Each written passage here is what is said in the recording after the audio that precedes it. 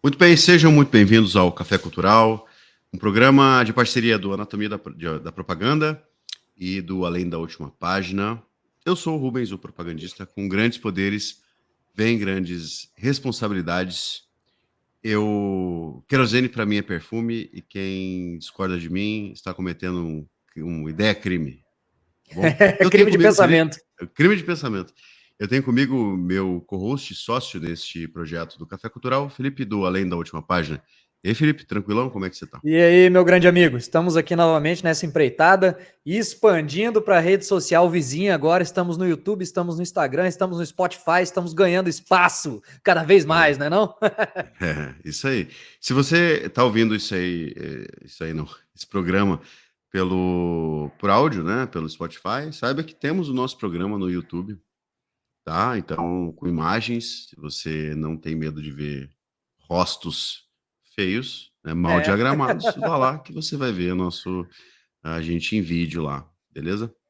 E é isso. Se você está no YouTube e quer ouvir no carro, né, e não gosta e não tem o Premium, né, não assina o Premium, que pode usar aquele sisteminha que minimiza, né, a aba, você pode ir lá no Spotify, que funciona como podcast também. A gente vai estar subindo aos poucos os programas, tá bom? Temos programas na íntegra e aos poucos também estão saindo os cortes de todos os programas, beleza? Não em uma ordem específica, tá? A gente está separando por assunto e lançando aos poucos ali os cortes. Então fica ligado, sempre vai sair cortes novos. E não esquece de ir lá no Anatomia da Propaganda, @Anatomia da Propaganda, tudo junto, minúsculo no Instagram e no @Além da Última Página, que lá também existem os cortes e também conteúdos extras sobre todo o material que a gente está falando. Felipe, além da última página, alguma coisa? A galera dá uma acompanhada aí, toda semana tem saído textos autorais, toda semana não, porque como eu trabalho muito, às vezes não dá tempo de escrever, mas com certa frequência tem saído alguns textos autorais, indicação de material, filmes, livros, quadrinhos, etc. Então não deixem de acompanhar o Além da Última Página.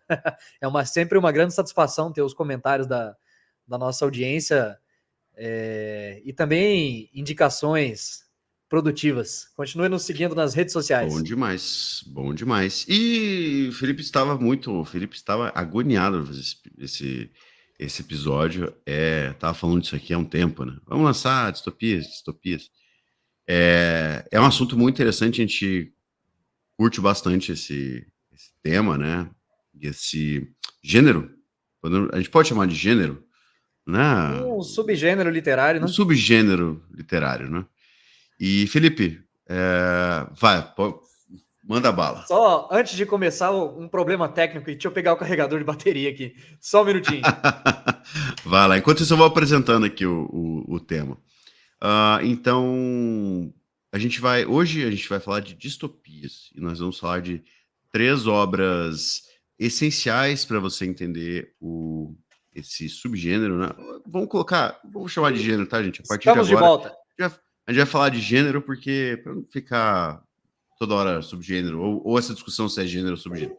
Se o gênero distópico, a gente vai fazer essa discussão à luz de 3 obras importantíssimas ali para se falar de distopia, que é O Admirável Mundo Novo, do Aldous Huxley, o 1984, do George Orwell, e o Fahrenheit 451, do Bradbury, certo? É isso aí. E também estou com a... Vamos lá, você tem qual do 84? Estou com essa aqui da Companhia das Letras. E A minha edição é essa aí também. é igual, Admirável Mundo Novo, Biblioteca O meu Azul. Admirável Mundo Novo é uma edição um pouquinho mais Raiz, isso antiga aí. da editora Isso Globo. aí. Bom, coisa boa, coisa fina. E não tem muito o que inventar, né, cara? Não tem muito o que inventar, tá? São 3 edições, porque a gente tá mostrando as edições, né? Pra ser estilo aquelas meninas booktuber. Não, não é isso, gente. É importante mostrar dizer assim, recomendação. Booktuber é foda. Não temos nem, cara, 2 cara calvo de quase meia idade, né? Não dá pra ser. Mas a Mas gente isso aqui é pra... compensa com o carisma. Cara, extremamente carismático. Vamos lá. Nós temos 3 edições muito boas, então recomendo todas que a gente usou para ler, né, e fazer o programa. A gente recomenda, né? São edições muito boas, tá certo? Você não vai ter erro, tá? Biblioteca Azul, Companhia das Letras e as duas, no meu caso, as duas minhas são Biblioteca Azul, né? Tanto do Admirável Mundo Novo quanto do Fahrenheit e Companhia das Letras para o 1984. Mas tem outras edições muito boas, as da LPM são sempre muito boas, então Tem não te as preocupa, não. edições de luxo, elas vão vir com algum material extra no sentido de breves resenhas, breves comentários, algumas artes ali e tal. Mas se a audiência quiser investir na edição mais em conta, vai vir com a história na íntegra, que é o que de fato interessa, né? Cara, pô, deixa eu falar, né? Vou ser meio ranzinhos agora, mas é o seguinte: melhor edição extra que você tem é pegar o seu tempo extra e ler o livro inteiro. Então, assim, Sim. em vez de, quando eu tiver edição especial, capa de veludo, não, cara, vai no sebo. Eu não sei como é que você chama isso na sua cidade, pelo Brasil. Antiquário. Antiquário, qualquer coisa assim. Vai no sebo, procura, cara. Tem edições antigas que é a tradução, não muda muita coisa. Só evita traduções muito merda, assim. Tem uma editora que não dá para falar o nome, que são, né? Já viu, né? Mas é Artin Flaret. Vocês entenderam de que eu tô falando. Capas sempre muito cafonas. E não existe essa editora, tá, gente? Ela é É hipotética, óbvio, fictícia. né? Que ela tem um tradutor que é assim, ó, um super tradutor, porque ele traduz do russo, do inglês, do francês, e assim, já pegaram a ideia. Então, essa editora não existe. Então, se você associou o nome, não é, tá bom, pessoal? É só uma brincadeira. Tá? Mas evitem, se você já achar alguma semelhante a essa, fictícia, não comprem livro. De resto, cara, pô, tanto na companhia, até a editora Globo, LPM, vai fundo que não tem muito que inventar moda. E leia o livro. Belezinha? Felipe, primeiro bloco, vamos falar. Desculpa. E o programa hoje vai ser sobre essas obras e de maneira integral, específica? Não, gente, tá? Vamos deixar isso muito claro. Teremos programa sobre cada uma dessas obras, incluindo Laranja Mecânica, incluindo Blade Runner, incluindo o gênero cyberpunk diversos por aí. Teremos programas específicos sobre as obras, do livro e filme, tá bom? Então, vai faltar o filme do Fahrenheit. Cara, nós não vamos ficar esmiuçando cada obra, porque não tem tempo. O objetivo aqui é fazer uma leitura cruzada, uma leitura sintópica, né? Fazer uma leitura comparativa para estudar a distopia à luz dessas obras. Então, o tema Sim. de hoje é distopia. E mais do que distopia, a gente vai falar o porquê que é importante conhecer esse gênero distópico e fazer uma leitura, isso é mais importante, com as coisas da vida, do mundo. Então, cada um vai trazer um tema. Essa transposição para nossa realidade, né? Porque não adianta falar para você, o Fahrenheit foi escrito pelo Ray Bradbury em tal ano, tal. Ele conta a história tal. Beleza, mas e daí? Por que eu tenho que ler esse troço? Esse é o objetivo do programa, é te convencer a ler esse troço e porque ele pode fazer diferença na sua vida. E mais do que isso também, a gente vai trazer dois temas. A gente vai fazer uma visão, uma discussão geral, apresentar uma visão geral sobre distopias e também uma visão geral sobre as obras, só para você entender mais ou menos do que elas tratam, né, história e tal. E depois a gente vai ter um bloco, cada um vai trazer um tema de reflexões sobre aquelas leituras cruzadas, beleza? Sobre distopia. E eu já convido vocês de antemão a mandar mensagem, porque erratas, sugestões, coisas desse tipo que vem de mensagem, mandem que a gente vai inserir no próximo programa e vai acrescentar a discussão. Se você quer ter a sua voz aqui no programa, esse é o momento. Chega de introdução, fechamos o bloco da introdução, graças a Deus. Isso aí, batemos o Exatamente. tempo, cumprimos o tempo dessa vez. Felipe, tá contigo. Me diz o que diabos é o 1974? É de comer? O que é esse troço aí? Então, para contextualizar a nossa audiência, e já de antemão, todo o Ou um programa. admirável mundo novo, desculpa. Tô trocando as ordens. Mas para contextualizar o nosso programa, e aí já trazendo um pouco de um pequeno vídeo que eu gravei para a página, antes da gente começar a esmiuçar as obras individualmente, e nesse momento surgirão os insights e tal a respeito da sua temática, acho importante para a audiência, caso ainda não conheça, acho importante que a gente contextualize ou defina o que poderia ser a distopia. Então, como eu já disse no Além da Última Página, a utopia seria um conceito de que num futuro próximo, ou não tão distante, os seres humanos atingirão um nível tecnológico avançado e etc., e um estado onde a humanidade encontraria o máximo do seu desenvolvimento humano e tecnológico, contribuindo para um bem-estar social total. Seria algo... o sonho de que no futuro a nossa vida será plena, feliz, contente e etc.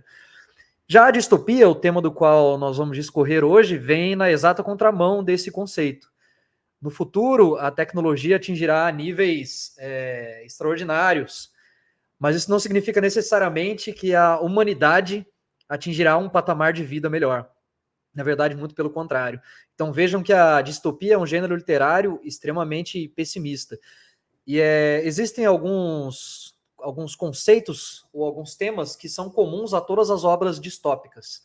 E o principal deles é a ascensão de governos totalitários que, de alguma forma, escravizarão ou alienarão a humanidade. E dentro dessas 3 obras distópicas, cada uma delas aborda o totalitarismo e a alienação social de uma forma diferente. Em ordem de publicação, temos Admirável Mundo Novo, brilhantemente escrito por Aldous Huxley, publicado em 1932. Aqui nós temos uma forma de totalitarismo. Em seguida, também em ordem de publicação, temos 1984, escrito por George Orwell, pseudônimo de Eric Arthur Blair, publicado em 1949, com mais um viés diferente de totalitarismo. E por último, nós temos Fahrenheit 451, brilhantemente escrito por Ray Bradbury, publicado em 1953. Então percebam que essas 3 obras compreendem, como eu e Rubens já discutimos muitas vezes durante a leitura, essas 3 obras constituem a trilogia distópica mais famosa do século XX. E de antemão eu já digo para toda a nossa audiência, a leitura dessas 3 obras é muito densa, é muito pesada, e não se enganem. Ao terminar a leitura de cada uma delas, você vai se sentir mal, você vai se sentir agoniado, você vai se sentir desesperançoso.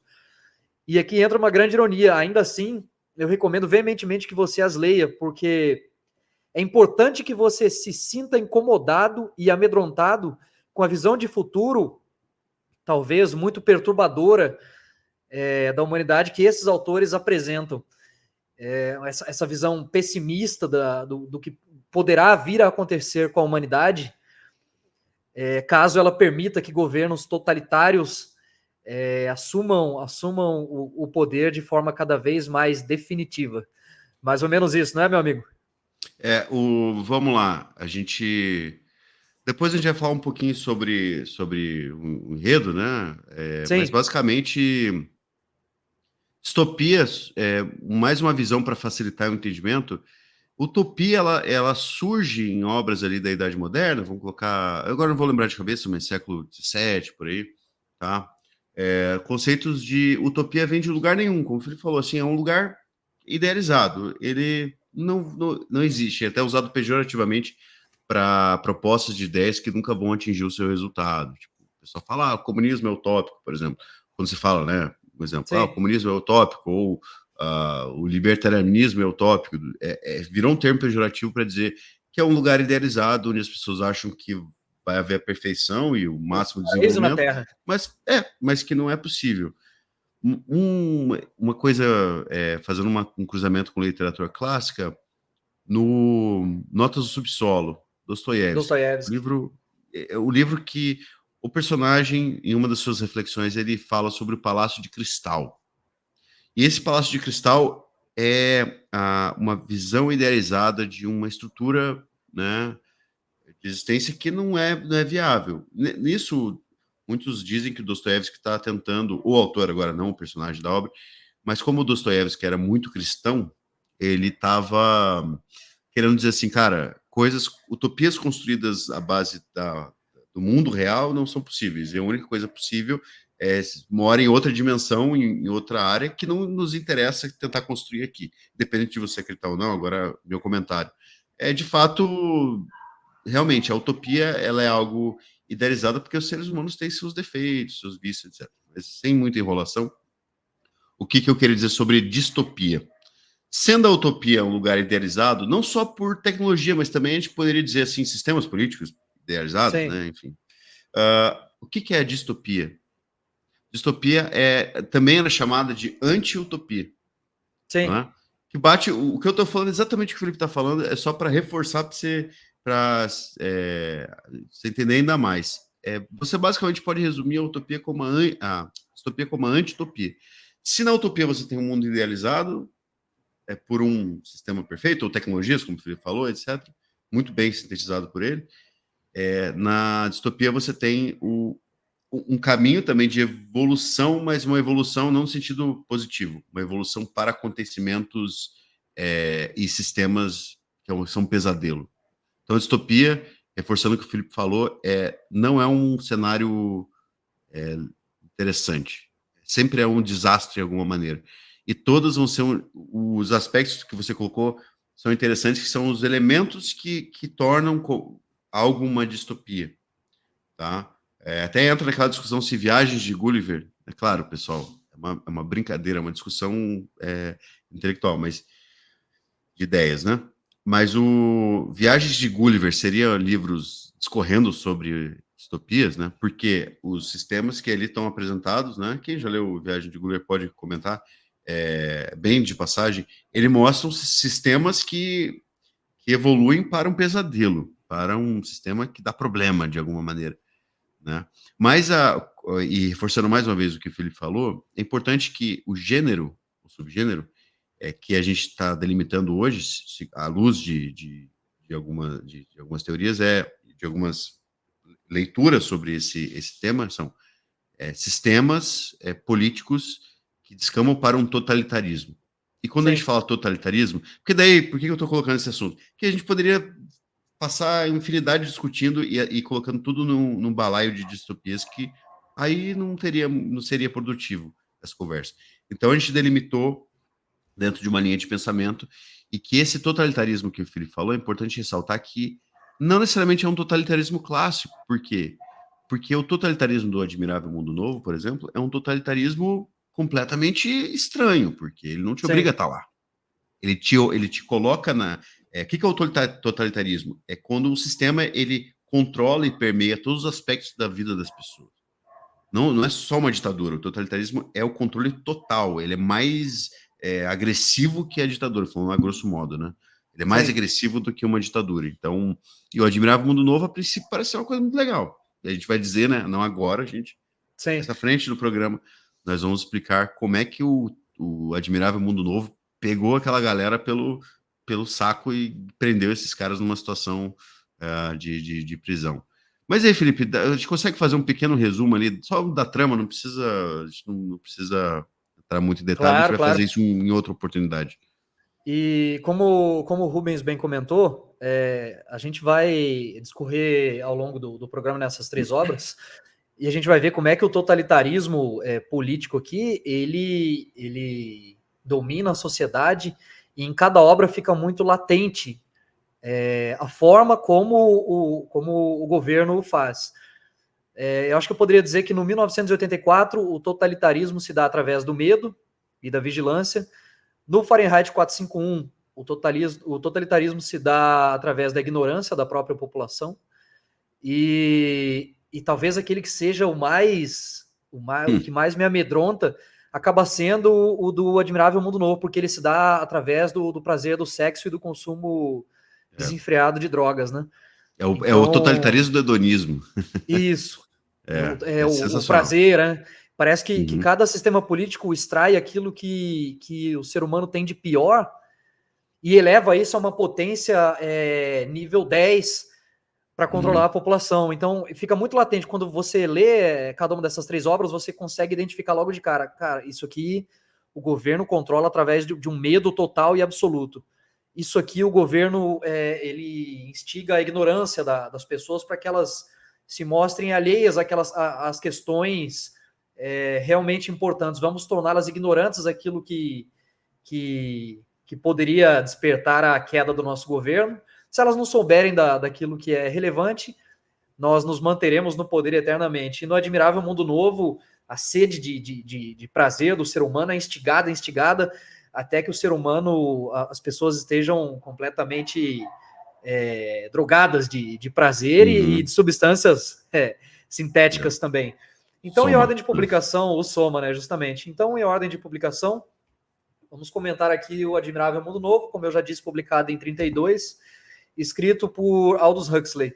Como eu já tinha comentado com o Ruben algumas vezes, a distopia ela mescla muitos elementos da ficção científica, e dentro dessas 3 obras, de fato, a que mescla, a que usa e abusa mais de elementos de ficção científica acaba sendo o Admirável Mundo Novo. Inclusive, o título da obra é uma menção aos escritos de William Shakespeare, né? Então, o que nós temos aqui nesse livro é uma sociedade tecnologicamente altamente desenvolvida, onde diversos conceitos clássicos foram abolidos. Então, aqui o conceito de família já não existe mais. Então, você não tem o conceito de pai e mãe, e os seres humanos não se reproduzem mais. As crianças aqui são completamente feitas em laboratório, são todos bebês de proveta, não é?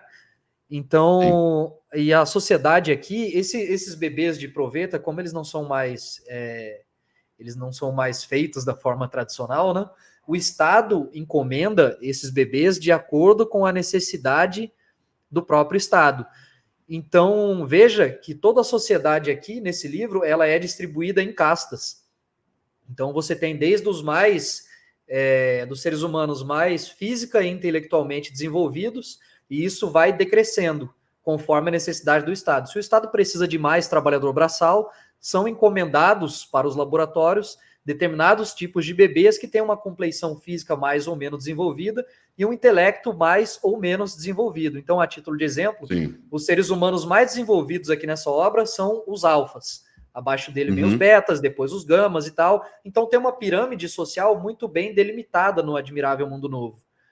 Só que é engraçado porque mesmo os seres menos desenvolvidos, que são os Y, os gamas, não me recordo agora exatamente, mas eles são felizes e talvez ignorantes da sua posição social. Então é uma sociedade de castas aqui muito bem delimitada, onde não é possível projeção social, porque pensa comigo, se os bebês são criados em laboratório e são manipulados geneticamente, eles não têm uma consciência de luta de classes, onde é possível você ascender ou decrescer socialmente.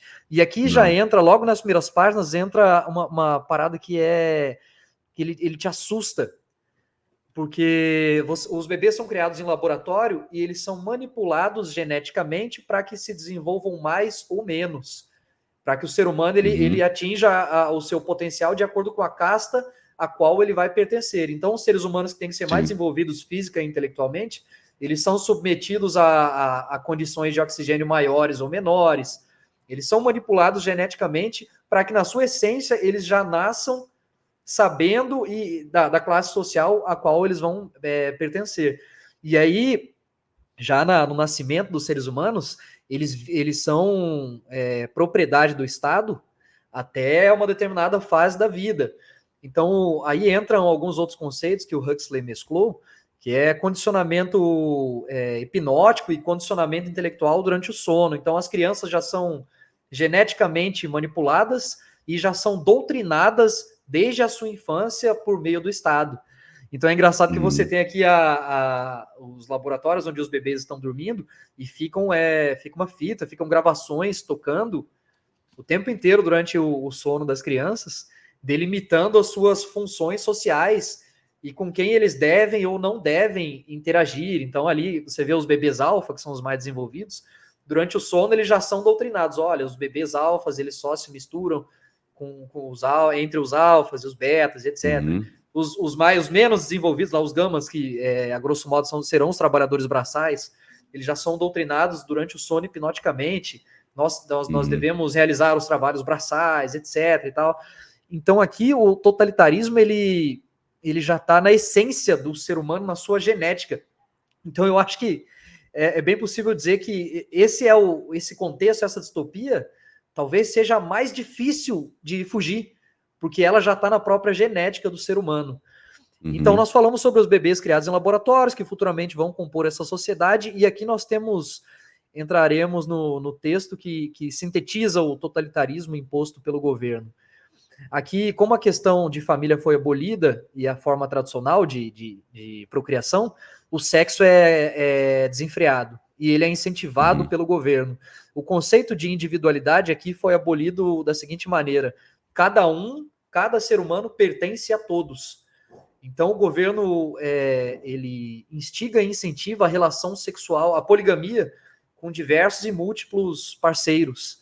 Inclusive, até quando o cidadão não tem relações sexuais com múltiplos parceiros, é algo que pega mal.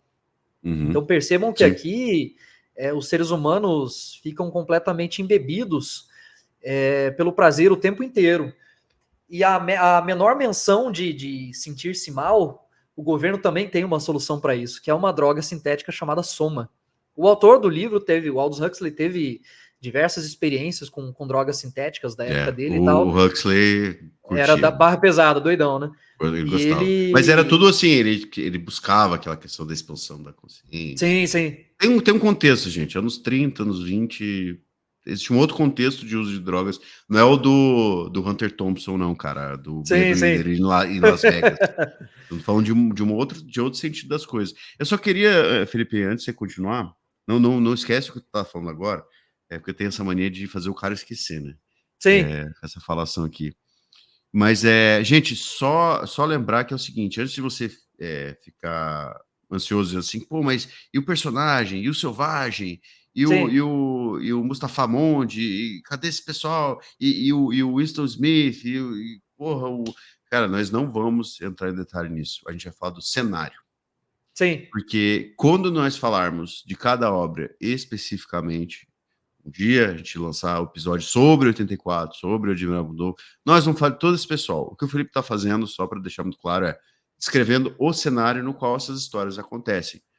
Mais pra frente, quando a gente falar de Admirável Mundo Novo, a gente vai falar sobre o Shakespeare, as ideias do Shakespeare, né, as histórias do Shakespeare inseridas na trama, vamos falar sobre essa questão, né, de como que o selvagem ele vai para essa civilização e o que Contrastar acontece a com o partir Admirável disso. Mundo Novo. Então, assim, como que o Smith ele tenta peitar o sistema 84, como o Montag ele, né, tem todo aquele problema dele e tal. Então, assim, no foco não é esse agora, o foco é cenário. Então, Felipe, desculpa a interrupção, só para deixar claro aqui.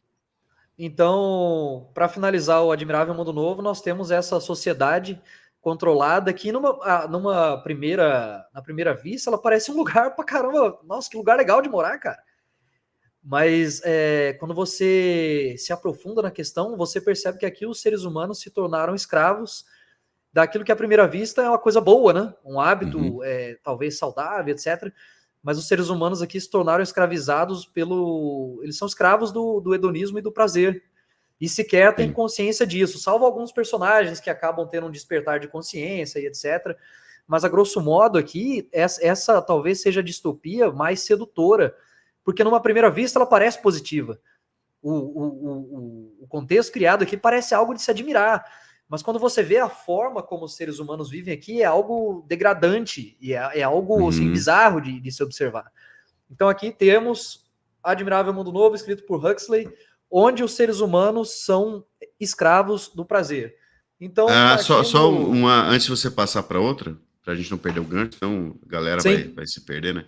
Admirável Mundo Novo, última coisa. Se você quiser não participar do, da, né, das coisas sociais que estão acontecendo ali, você pode não participar, você é livre para isso.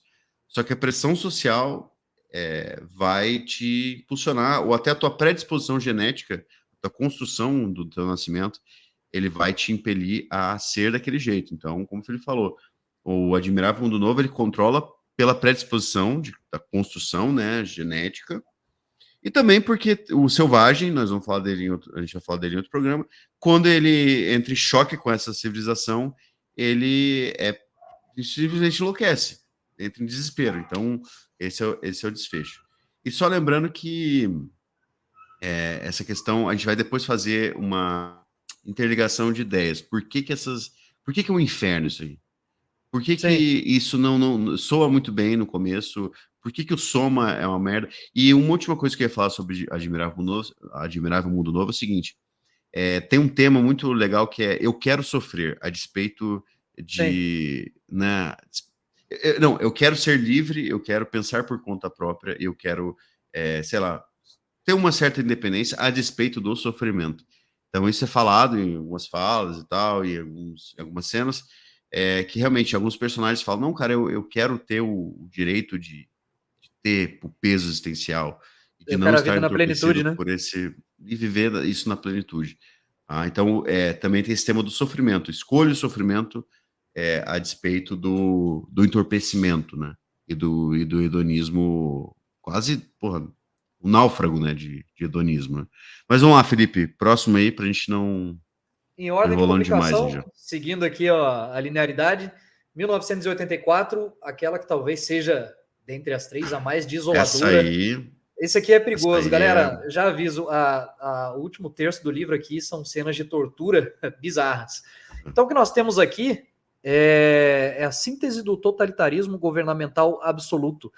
Nós temos aqui um governo que ascendeu, chamado socialismo inglês, e ele governa toda a população na figura do líder do partido, chamado Grande Irmão, o Big Brother. Então a galera já deve É ter isso que estão linkado com, pensando mesmo. É, com o isso mesmo que programa de estão pensando. televisão. Isso. Então aqui nós temos uma sociedade que é vigiada completamente 24 horas por dia através de teletelas. São telas de televisão interativas. Então elas falam com você e elas captam e emitem sons. Então aqui você não consegue fazer Tipo, nada.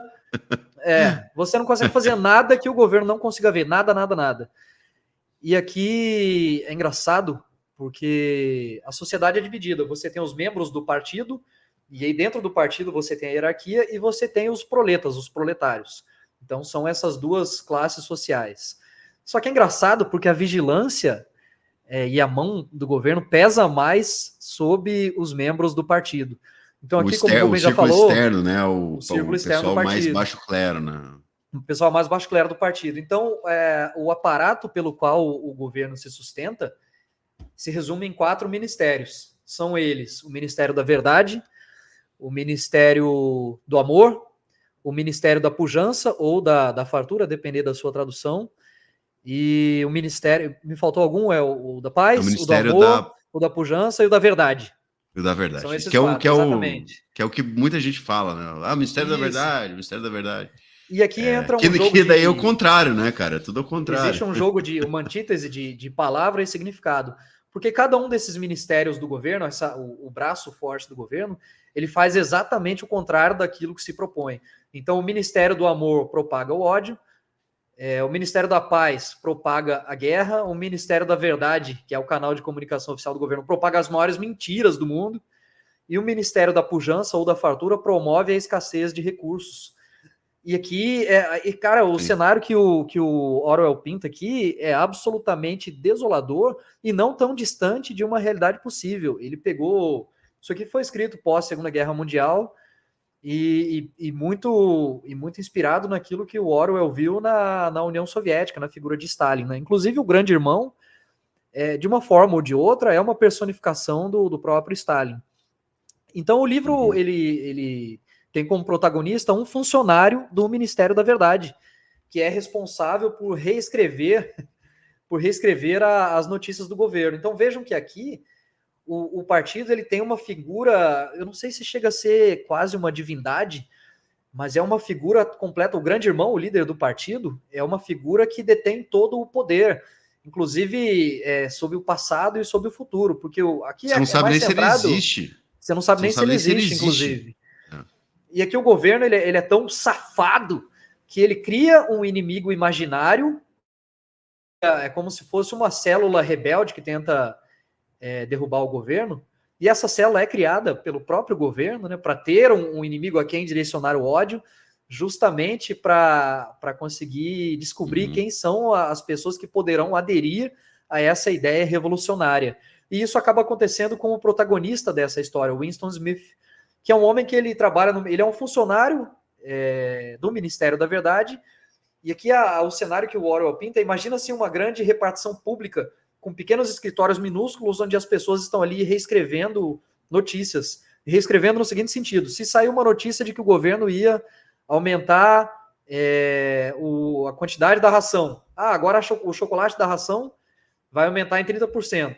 E chegou no final do balanço mensal e o governo reduziu a ração de chocolate em 30%. Os funcionários do Ministério da Verdade têm a função de pegar todas as notícias escritas, apagá-las e reescrevê-las.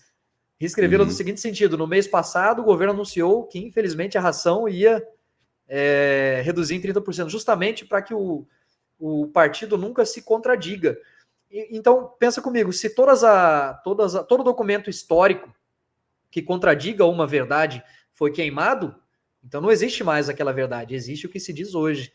Então, nesse sentido, o partido de 1984, ele controla o passado, controlando o passado, ele controla o presente, portanto, reescreve o passado, controla o passado.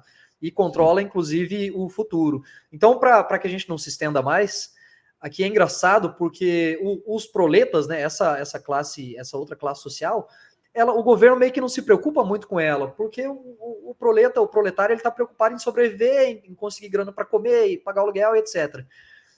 E aqui a gente vê mais uma perseguição política. Só para citar rapidamente um último trecho da obra, quando um membro do partido ele é pego confabulando contra o governo, ele adere a essa célula revolucionária, ele é preso e ele é preso no Ministério do Amor, que propaga o ódio, né? E é engraçado porque tem uma cena desse livro onde o protagonista da história ele vai para a cadeia e ele está numa cela de prisão e os presos e os criminosos comuns que praticam roubo, latrocínio, homicídio, então, eles estão tranquilos. Eles estão na cela de cadeia e aí eles estão conversando entre si tranquilos. Não, cara, a gente vai para um campo de trabalho forçado e etc. Mas, assim, se você fizer certas amizades lá, você fica tranquilo, cumpre a pena e vai embora. Mas os presos políticos, ou seja, os membros do partido, que estão ali na cadeia comum ainda, eles estão morrendo de medo. Inclusive, os presos comuns olham e falam assim, cara, a gente tá tranquilo, mas aqueles caras ali estão fodidos. E aí, quando o protagonista da obra, que são os presos políticos, eles são levados para o Ministério do Amor, que propaga o ódio, aí começam as cenas de tortura bizarras, porque a perseguição política aqui é muito pesada. E ela é pesada, são torturas que vão desde da tortura física, espancamento, choque, etc., até uma tortura mental, porque aqui o governo ele não quer simplesmente extirpar aqueles que são contrários, mas antes o governo quer curá-los para torná-los partidários de fato da sua causa. Então aqui a tortura e a lavagem cerebral dispensada aos inimigos do regime é muito pesada. A perseguição aos inimigos do Estado aqui, sobretudo aos inimigos políticos, é uma parada que assusta demais. E isso é uma coisa que a gente vai discorrer sobre isso nos blocos anteriores, que ela não está tão distante assim da nossa realidade. Mas, assim, só para fechar o 84, não se engane, eu falei no começo que ele trata do socialismo inglês, porque essa é a crítica que coube àquela época, a data de 1949. Mas ao decorrer da obra, você percebe que ela pode ser transposta para a nossa realidade ao totalitarismo geral. A gente não está aqui fazendo uma apologia contra a esquerda ou contra a direita, etc. Mas antes uma crítica ao totalitarismo governamental, seja ele de qual inclinação política for, certo? Pode ser stalinista ou fascista ou qualquer coisa, cara. Não importa muito. Né? Ali a gente está falando de totalitarismo, é o geral. É o que pode virar um totalitarismo, cara. Isso aí. O Orwell é importante dizer, gente, que ele era um socialista democrata, né? Você fala, Sim. Porra, tá de brincadeira comigo. O Orwell, ele era um cara de esquerda, mas ele era um cara anti-stalinista. E ele era muito crítico do próprio sistema, né? Assim, é muito fácil, gente, hoje, em 2024, a gente entender que o socialismo real não deu certo, que muita coisa não deu certo, blá, blá, blá, aquela coisa toda. Mas, gente, estamos falando de um cara que participou da Guerra Civil Espanhola, em 36, se eu não me engano. Posso estar enganado com a data, tá, gente? É um cara que viveu... Assim, o cara nasceu na época que o primeiro país tinha instaurado um regime socialista, que é a União Soviética. Então, assim, calma. Não estamos falando de um Orwell da década de 30, 40, 20. beleza? Escrevendo um livro em 1940, quando o stalinismo estava no seu auge. Stalin vai morrer em 53. Então, gente, assim, o negócio estava latente. Ninguém sabe. Era muito fácil você ser comunista naquela época, ou socialista, porque o negócio ninguém sabia o que ia dar daquilo. Tá? Então, muito cuidado com essas coisas, essas críticas feitas à luz do seu próprio tempo. Dá uma puxada na tua imaginação e tenta imaginar a produção naquele período. É Sim, importante dizer assim, o que é o mundo do 84? É um mundo dividido em três grandes nações, sim. Oceania, Eurásia e Eurásia Lestásia. e Lestásia. Lestásia. Só que olha só como é engraçado. O livro é tão tenebroso, assim, tão sufocante nesse sentido de verdade, Tenebroso é uma e palavra que define bem. é tenebroso. E se você parar a pensar, você fala, mas será que esses países existem mesmo? Tem uma hora que eu estava lendo que eu falei, cara, mas será que esses países existem mesmo na história? Ou será que é mais uma mentira do Estado para que existe uma guerra acontecendo, gente, sempre ali na história, Entre as três. Sim. entre os três países. E essas guerras nunca andam em nada. Que Elas é para manter sempre a população amedrontada, né?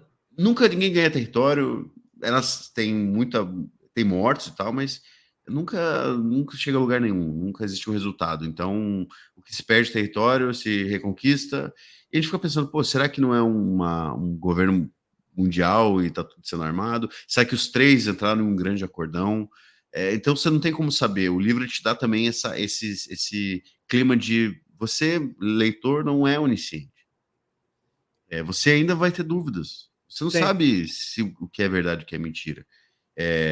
Como é que é? Guerra. Tem as frases, agora eu não vou lembrar de cabeça, mas guerra é paz, ignorância Isso. isso tudo ao contrário. Então, depois vocês procuram na internet, vai ter as frases do 84, são fantásticas. Mas o que o Felipe falou, ó, os ministérios eles representam muito essas. O que é essa inversão, né? O Ministério da Verdade faz as mentiras do Estado. O do amor faz a tortura, né? Propaga a raiva ali, o ódio. O da paz, a guerra, e da pujança trata daquela porcaria daquele sistema Escassez de que não entrega recursos. nada, só gera escassez, tá? Então é isso, gente. 84, vamos para. Eu vou quebrar o protocolo, Felipe. Eu queria começar esse último. Eu estava procurando, enquanto eu estava mexendo no negócio aqui, gente, porque eu estava procurando isso aqui, tá? Eu só queria ler um negocinho rapidinho aqui, Felipe, Sim. porque, porque isso aqui é interessantíssimo, tá? Aqui, ó. O Montag é o personagem principal do Fahrenheit. Agora nós vamos falar do Fahrenheit, tá, gente? Sim. E vocês vão entender já, a gente já vai falar sobre isso. Mas olha só que interessante. Você, né, você gosta de futebol, você gosta de boliche, você gosta de beisebol, você vai lembrar dessa parte aí, Felipe. Gosto sim, ótimo, todos. Mais esporte para todos, espírito de grupo, diversão. E não ter de se pensar, não é? Organizar, tornar organizar e super organizar os super esportes. Mais ilustração nos livros, mais figuras. A mente bebe cada vez menos. Impaciência. Rodovias cheias de multidões que vão para cá, para lá, a toda parte, a parte alguma. Os refugiados da gasolina, cidades se tornam motéis, as populações em surtos nômades de um lugar para o outro, acompanhando as fases da lua, vivendo esta noite no quarto onde você dormiu hoje até o meio-dia e eu a noite passada. Agora tomemos as minorias de nossa civilização, certo? Quanto maior a população, mais minorias. Não Sim. pise nos pés dos amigos dos cães, dos amigos dos gatos, dos médicos, dos advogados, comerciantes, patrões, mormons, batistas, unitaristas, chineses de segunda geração, suecos, italianos, alemães, texanos, gente do Brooklyn, irlandeses, imigrantes do Oregon ou do México. Os personagens desse livro, dessa peça, desse seriado de TV, não pretendem representar pintores, cartógrafos, engenheiros reais. Lembre-se, Montag, quanto maior o seu mercado, menos você controla as controvérsias. Olha só, quanto maior o seu mercado, menos você controla a controvérsia. Todas as menores das menores minorias querem ver seus próprios umbigos bem limpos. Autores cheios de maus pensamentos, tranquem suas máquinas de escrever. Eles os fizeram. As revistas se tornaram uma mistura insossa. Os livros, assim diziam os malditos críticos esnobes, eram água de louça suja. Não admira que parassem de ser vendidos, disseram os críticos. Mas o público, sabendo o que queria, com a cabeça no ar, deixou que as histórias em quadrinhos sobrevivessem, e as revistas de sexo em 3D, é claro. Aí está, Montag. A coisa não veio do governo. Não houve nenhum decreto, nenhuma declaração, nenhuma censura como ponto de partida. Não. a tecnologia, a exploração das massas e a pressão das minorias realizaram a façanha, graças a Deus. Hoje, graças a ela, você pode ficar feliz o tempo todo. Você pode ler os quadrinhos, as boas e velhas confissões ou os periódicos profissionais. E aqui, antes do Felipe fazer o sumário, os três são pesados, o 84 é o mais pesado. Agora, o que mais me deu um chute no saco foi esse aqui. Diferente do Admirável Mundo Novo 84, que o regime é estabelecido a partir de uma guerra, de uma ruptura, sim, de um drama, que isso acontece nas duas, no caso 84, a guerra nuclear. No Fahrenheit acontece a coisa mais terrível de implementação, que é, não foi o governo que implementou a ditadura. Foi das pessoas mesmo. Foram as pessoas que não quiseram ser machucadas por críticas, que não quiseram ver o seu grupo sendo criticado ou mal representado de alguma forma. E, cara, aqui ele está falando do cancelamento, cara. Aqui ele está falando de você não querer que nada afete, nada que gere crítica acerca do seu grupo. Então, cara, isso foi o que mais me... Porque uma guerra nuclear que gerou um governo totalitário, isso a gente já conhece, né? Agora, as próprias pessoas cavarem a própria cova, sim, estabelecerem a própria ditadura, isso para mim foi o ponto alto do Fahrenheit. E esse trecho, cara, ele tá no discurso do chefe do Montag, o Capitão Beach, né? O Capitão Beach. E ele, cara, é o discurso do livro para mim o mais impactante, quando ele fala, né, quanto maior, né, menor você controla a controvérsia, quanto menor quanto maior a sua minoria, né, quanto menor o seu grupo. Então ele fala mais diversão, e nós garantimos isso, que você tenha mais diversão, que é só o que interessa. E aí você pensa, pro Felipe continuar, né, que eu fiz questão porque, cara, esse diálogo é pesado mesmo, cara. Esse diálogo é sensacional, cara. Ele é pesado, ele é muito significativo para nossa época. Sim. Ele fala, você fala assim, porra, gente, mas os caras estão se afundando e ninguém lê mais nada, os livros estão sendo queimados e tal, e tal. Pô, as pessoas não se mexem. É o que o Beat falou, o Bet falou. Cara, ninguém quer essa merda. A galera quer ficar olhando a porra da tela. Ninguém quer sofrer, né? Quem que quer ler, cara? Quem quer pensar? E é verdade, cara. Não é porque o governo é mau, ele censura. No caso do Fahrenheit é o que acontece. Tipo, a galera não quer. E não adianta você choramingar dizendo que onde está a cultura, o que está acontecendo. Bicho, nunca vai competir com entretenimento barato. Nunca. E é isso que o Fahrenheit ele vai dar esse chutaço no saco. Mas, para não ter mais delongas, Felipe, manda bala aí. O que é esse tal de Fahrenheit? Então, seguindo a ordem de publicação, falamos de Admirável Mundo Novo 32, 1984 de 49, e chegamos aqui a mais jovem das três, Fahrenheit 451, publicado em 1953, escrito pelo professor Raymond Bradbury. Então, já para começar, galera, para a galera que fez o ensino médio aí, vai lembrar dos primeiros anos de física, né? A gente tem as escalas de medição de temperatura, Celsius, Fahrenheit, e a terceira eu não me lembro. Mas Fahrenheit, aqui no Brasil a gente usa Kelvin, justamente. Aqui no Brasil a gente usa graus Celsius, mas nos Estados Unidos é comum usar a escala Fahrenheit. Então, Fahrenheit 451... Calma. No mundo inteiro se usa Celsius. Nos Estados Unidos se usa Fahrenheit. Fahrenheit. Porra. Tipo assim... lá se usa galão, lá se usa jardas, lá se usa onças, sei lá. Libras. Cara, libras. Quem que usa libras, cara? É verdade. Porra, cara, tipo, bicho, é lá, tá, gente? Fahrenheit é lá. E o Kelvin, só por curiosidade, é o zero absoluto, depois do zero só tem para cima, não existe negativo. Mas o Fahrenheit, para mim, é mais difícil de entender, cara. Até hoje eu não entendo como que 80 graus sei lá, que é temperatura fria, eu não sei, cara, tem que converter lá. É muito estranho. Eu não sei o lance da conversão também. Mas então, o que acontece, galera? Aqui nós temos como eu já falei, no Admirável Mundo Novo, a grande arma do governo é o prazer. No 84, a grande arma do governo é o medo. E aqui a grande arma do governo é a ignorância, que partiu da própria população, como o Rubem já disse. Então, a sociedade imaginada pelo professor Bradbury aqui, ela é, na verdade, o grande sacada do Bradbury e eu acho que ele nem sequer imaginou isso aí na época, foi que ele imaginou a internet décadas e décadas antes da sua criação. Uhum. Quando ele escreve Fahrenheit 451, ele viu o quanto a televisão, o surgimento, o advento da televisão afastou as pessoas da leitura. E o professor Bradbury era um grande adepto de literatura. Além de escrever, ele consumia literatura absurdamente. E ele percebeu que as pessoas foram abandonando o hábito de leitura paulatinamente para ficar parada em frente a uma tela de televisão. E pensando nisso, ele imaginou, cara, se a sociedade continuar nesse rumo, o que pode acontecer? E a partir disso, ele escreveu Fahrenheit 451. Então, nós temos uma sociedade aqui que é completamente. Ela chegou a um estado de ignorância, porque as pessoas ficam 24 horas por dia trancadas em casa, quando não estão trabalhando, obviamente, consumindo o conteúdo televisivo, que na verdade aqui são televisões interativas. E a história é narrada a partir do seu protagonista, que é um bombeiro, um sujeito chamado Guy Montag. Então, toda vez que ele chega em casa do trabalho, a sua esposa está sentada num cômodo, e o cômodo, imagina uma sala grande, onde as 4 paredes têm telas gigantescas interativas que ficam conversando com você o dia inteiro. E você conversa Uhum. tanto com essas telas que você já os chama de família. Então, quando o protagonista chega em casa e ele fala com a esposa, ela diz, não, agora não, peraí que eu tô conversando com a família, eu tô assistindo um programa e a tela conversa com você conversa com ela. Mais ou menos o que a gente tem hoje nesse pequeno aparelho aqui, né? Só que são telas que ocupam um cômodo inteiro.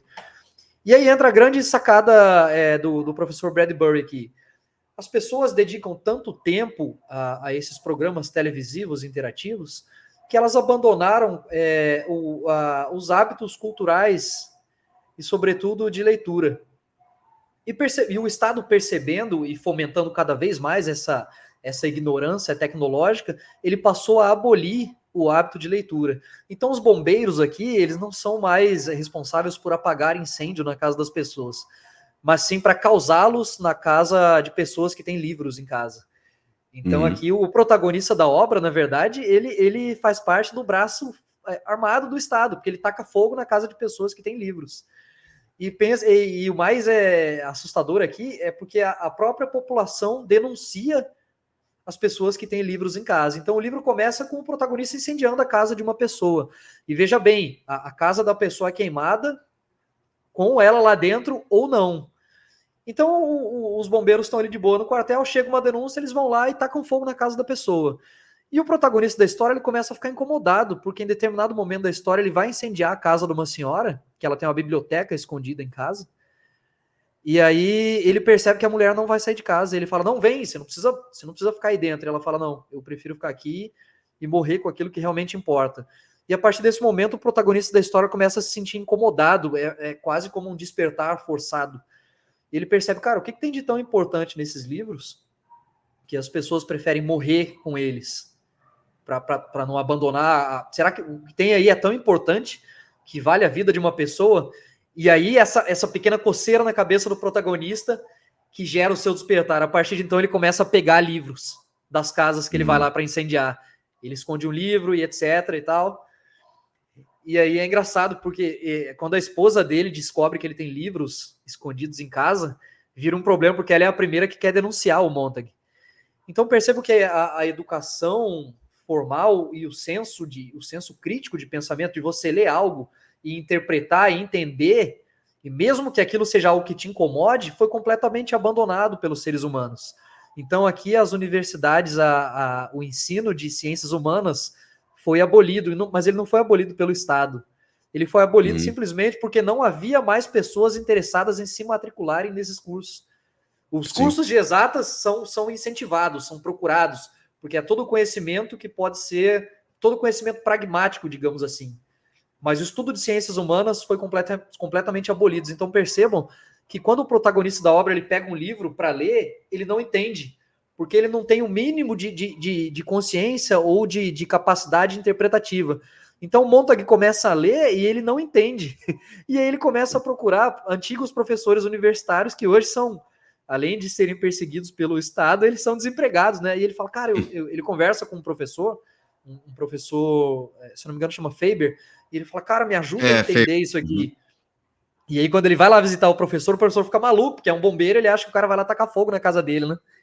E aí ele fala, cara, me ensina, porque eu tô lendo isso aqui e eu não consigo entender. Isso me desperta um sofrimento, desperta a minha atenção, e eu sei que tem algo aqui, esse livro quer me dizer algo e eu não consigo entender. E a partir daí você vê o protagonista da história, ele ficando perturbado, porque ele trabalha num lugar que ele percebe que faz mal para a sociedade. Ele já o ato de incendiar uma casa, que nas primeiras páginas do livro o Montag diz que aquilo lhe causa um prazer absurdo, o calor das chamas, etc. Quando ele começa a ler, ele percebe que isso é uma coisa ruim, e isso começa a incomodar o cara. E aí ele como um jovem rebelde, ele quer incentivar a leitura. Então tem um momento que a esposa dele tá lá na sala assistindo os programas de televisão com a família, né? E ele pega e começa a ler umas passagens do livro e a mulher começa a se sentir incomodada. A mulher, as amigas dela, e fala, cara, para de dizer isso, porque isso tá me deixando triste.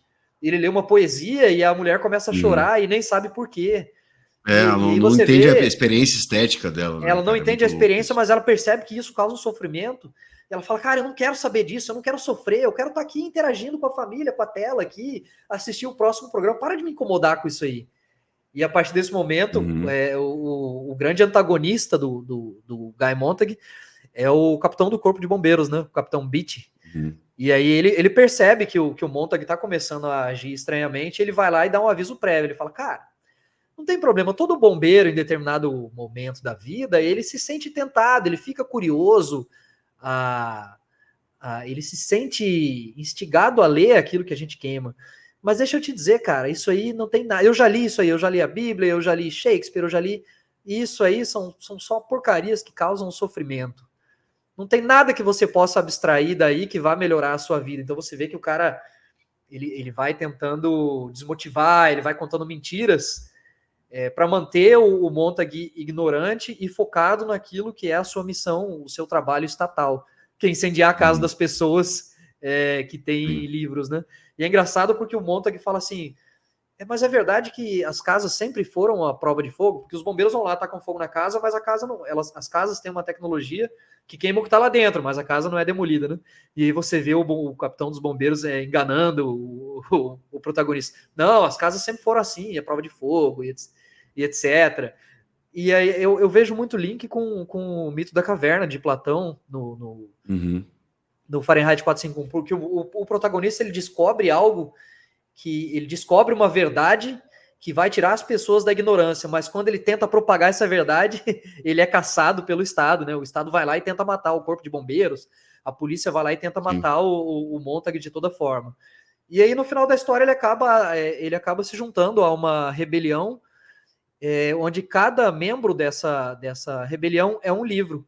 Como as pessoas não podem ter o livro físico, cada membro decora a obra e passa a ser Uhum. aquela obra. Então você tem um cara que é uma obra de Shakespeare, você tem um outro cara que é uma obra de Platão, você tem um outro cara que é o Gênesis da Bíblia, outro cara que é o Deuteronômio, outro cara que é o Apocalipse e tal. E o Montag acaba aderindo a essa rebelião. O despertar da consciência o leva a não se sentir mais adequado dentro daquela realidade que ele vive. Acho que isso aí sintetiza bem o que vem a ser. E por Sim. último, né, Fahrenheit 451 é a temperatura em que o papel pega fogo. O professor Bradbury escreveu essa obra, ligou para os bombeiros e perguntou: vem cá, a que temperatura o papel pega fogo? E aí se deu o título da obra. É, o importante porque devia ter gente se coçando, né, no futuro, né? Sempre tem alguém que fica, mas é a temperatura que o papel pega fogo com. Calma, tá aí a informação, gente. É, cara, o Fahrenheit, o que acontece? Uma coisa que me incomodou muito quando eu li ele foi quando ele fez a descrição dos programas que a esposa do Montague ela Que ela assiste, assiste, né? né? Que são programas de conteúdo vazio e muito rápido e Sim. tal. Então, se no Admirável Mundo Novo você tem a somatização, né? Não de somar, mas do soma, né? Da droga soma, né? Você entorpece as pessoas. A droga sintética. No Fahrenheit você tem a tiktokização da É galera. verdade. Cara, porque, bicho, assim, eu vejo a galera mais nova usando TikTok e é exatamente o que a esposa do Montag faz.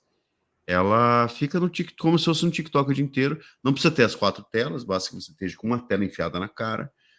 e você fica rodando conteúdo atrás de conteúdo e achando que, né, absorvendo a realidade a partir daquele feixe, né?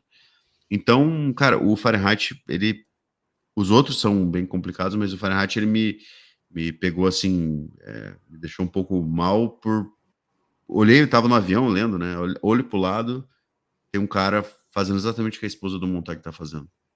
Então, Sim, tipo, caralho. Quando a gente tá muito triste ou muito chateado com alguma coisa, o que a gente faz hoje? A gente se enfia em rede social pra ver conteúdo merda, cara.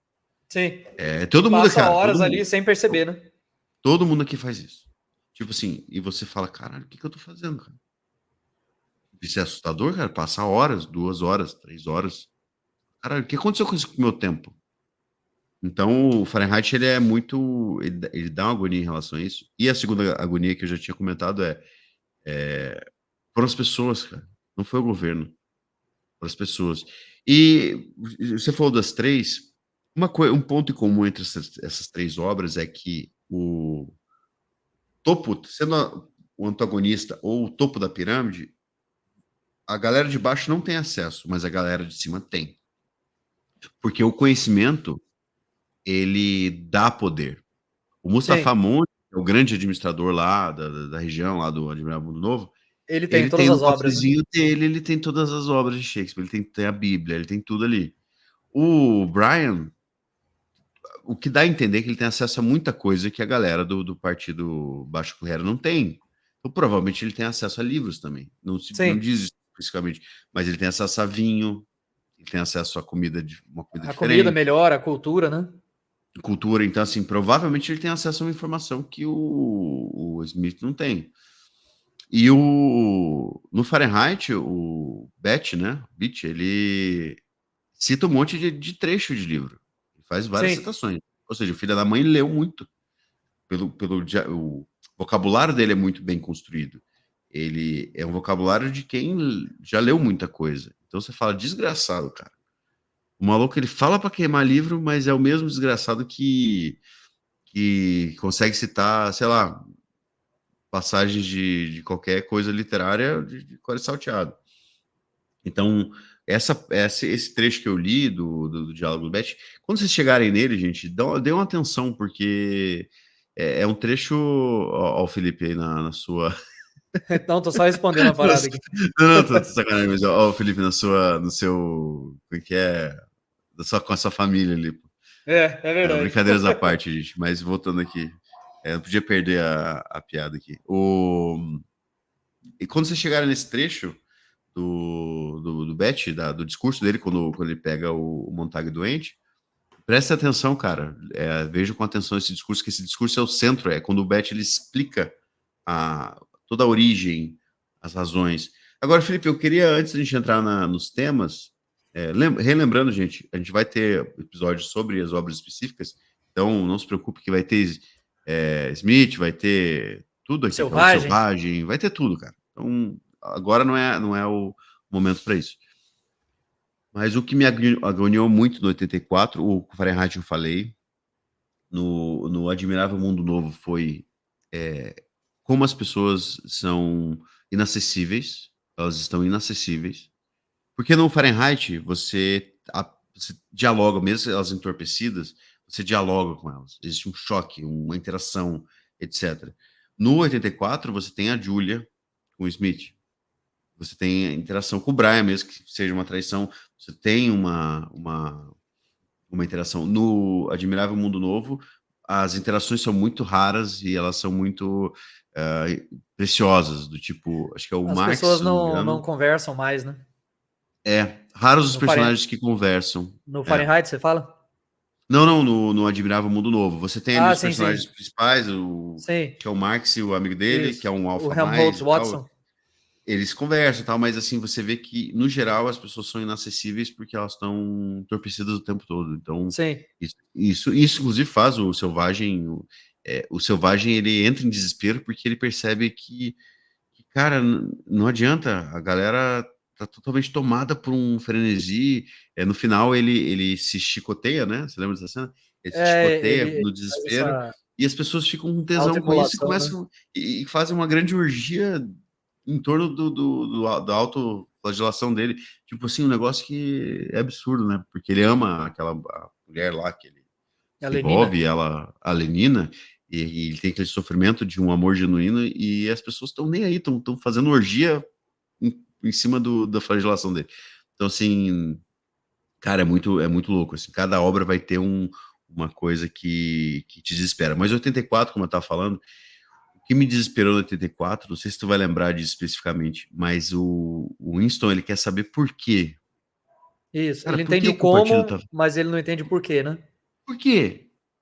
E aí, quando o Brian fala que é o poder pelo poder, Isso. É por isso que eu sabe? digo que quando eu mencionei Tipo o assim, 84, ele fala do socialismo, mas é assim, naquela época, essas obras elas funcionaram no seu período de publicação, mas você transpõe cada uma delas para a realidade atual e elas encaixam perfeitamente. acho, Os temas que os autores abordaram, eles são atemporais, a sim. alienação humana, a busca de partidos políticos, seja de qual inclinação for, por poder absoluto, isso vai existir eternamente. Então, é por isso que essas obras, você tem essa capacidade de interpretar e transpor para a realidade que a gente vive. Então, embora ali o Orwell tenha falado do socialismo, quando o Winston, o protagonista da obra, é preso É, e começa a ser torturado pelo governo, essa cena que o O'Brien tortura o Winston, e o Winston sim. pergunta por que o cara que tá torturando ele fala assim, Winston, por que a gente assumiu o poder?